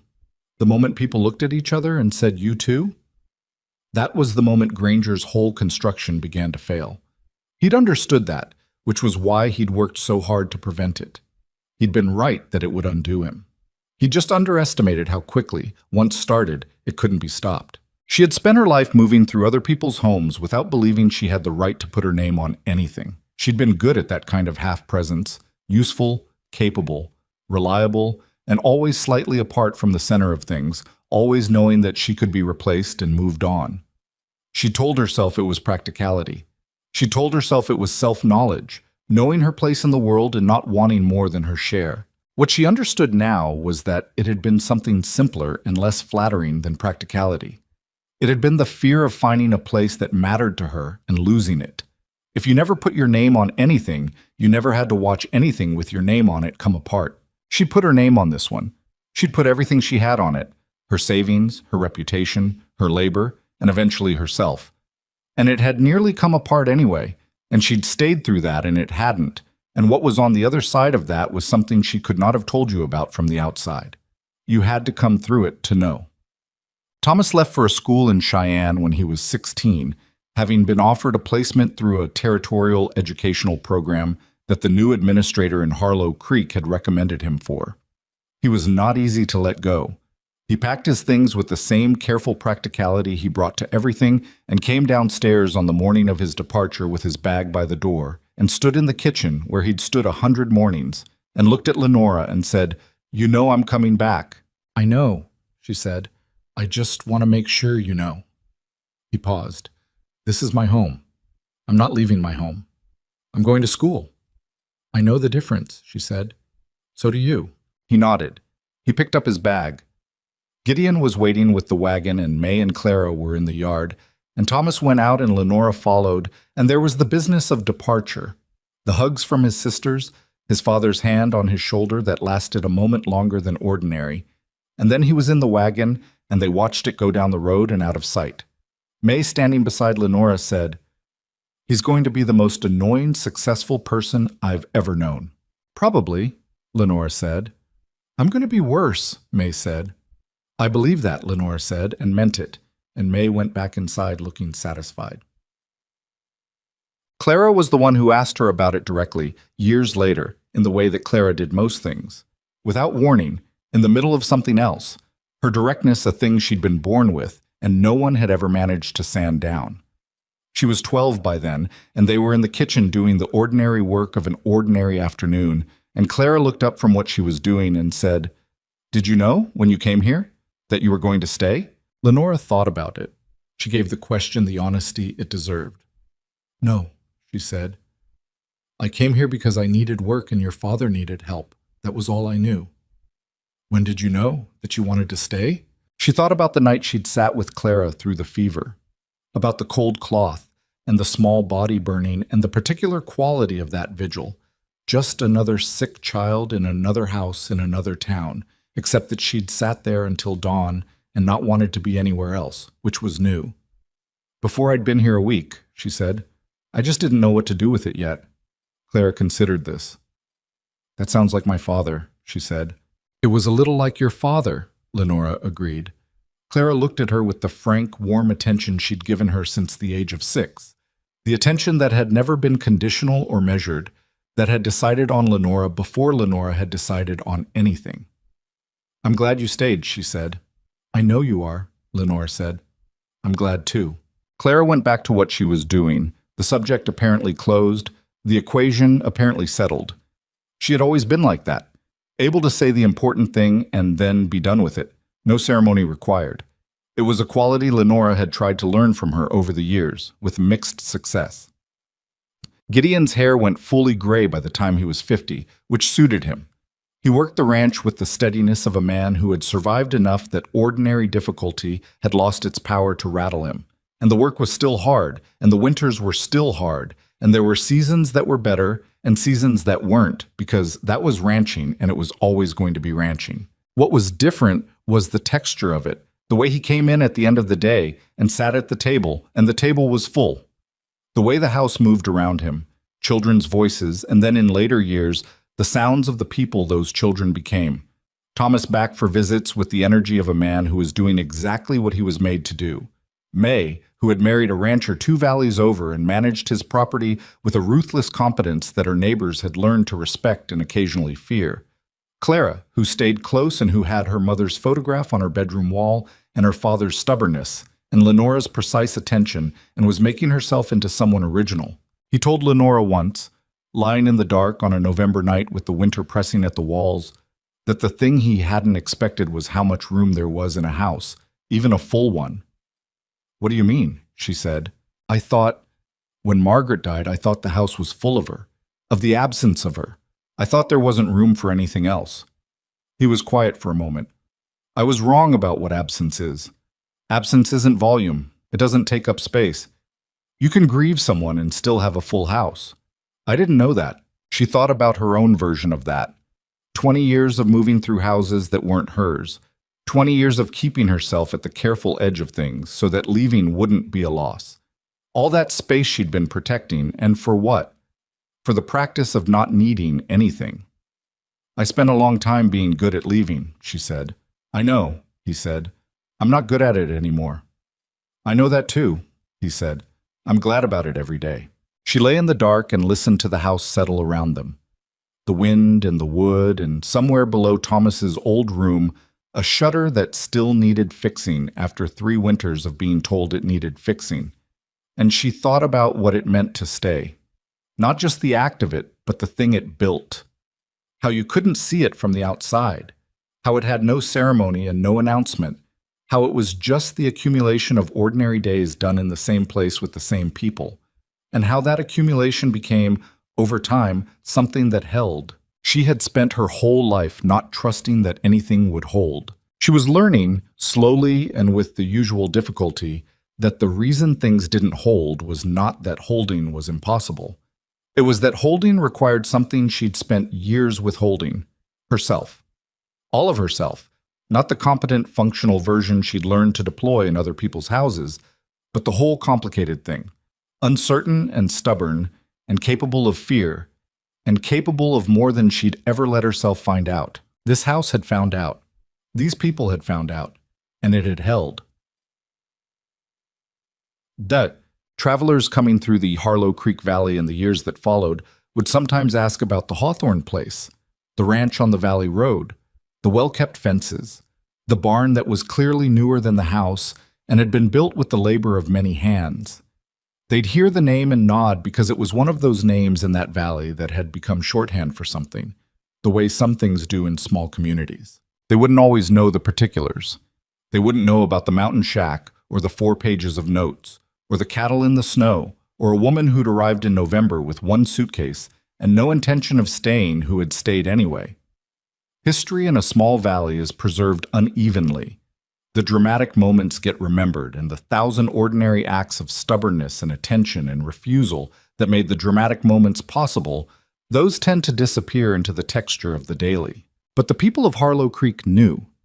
They knew because some of them had been in that pavilion in January and heard 6 men stand up and name what was happening and refuse to stay silent. They knew because the Garfields knew, and the Petersons knew, and the Dunns knew, and those families had told the story the way important stories get told. Not once but many times, and to their children, because some things need to be said out loud more than once to be fully understood. The woman who'd come from nowhere. The woman nobody wanted. The woman with the suitcase and the worn boots and the $9 who'd sat through a sick child's fever and noticed cut fence wire and climbed a mountain in winter and written 4 pages from memory and stood at the edge of a cattle auction, watching a man she believed in walk toward the center of a room that was not ready for him. She hadn't done it for recognition. She'd done it because the alternative was leaving, and she had finally, late and at some cost, become someone who didn't leave. That was the thing about Lenora Ashby, about Lenora Hawthorne, as she was known in that valley for all the years that followed. People remembered her courage because it was visible. They talked about her role in what happened, the investigation, the arrests, the community that rebuilt itself around something better than fear. But what they were really talking about, what the story was really about, was something simpler and harder to name. A person who decided that a place was worth fighting for before it belonged to her, and who found, in fighting for it, that it already did. The truest thing about belonging is that it doesn't begin when someone gives it to you. It begins when you stop waiting for permission. She'd been waiting most of her life. She stopped in November in a cold house in Wyoming when a small girl ran a fever and there was no one else to sit with her, and Lenore Ashby sat down and stayed. Everything else followed from that.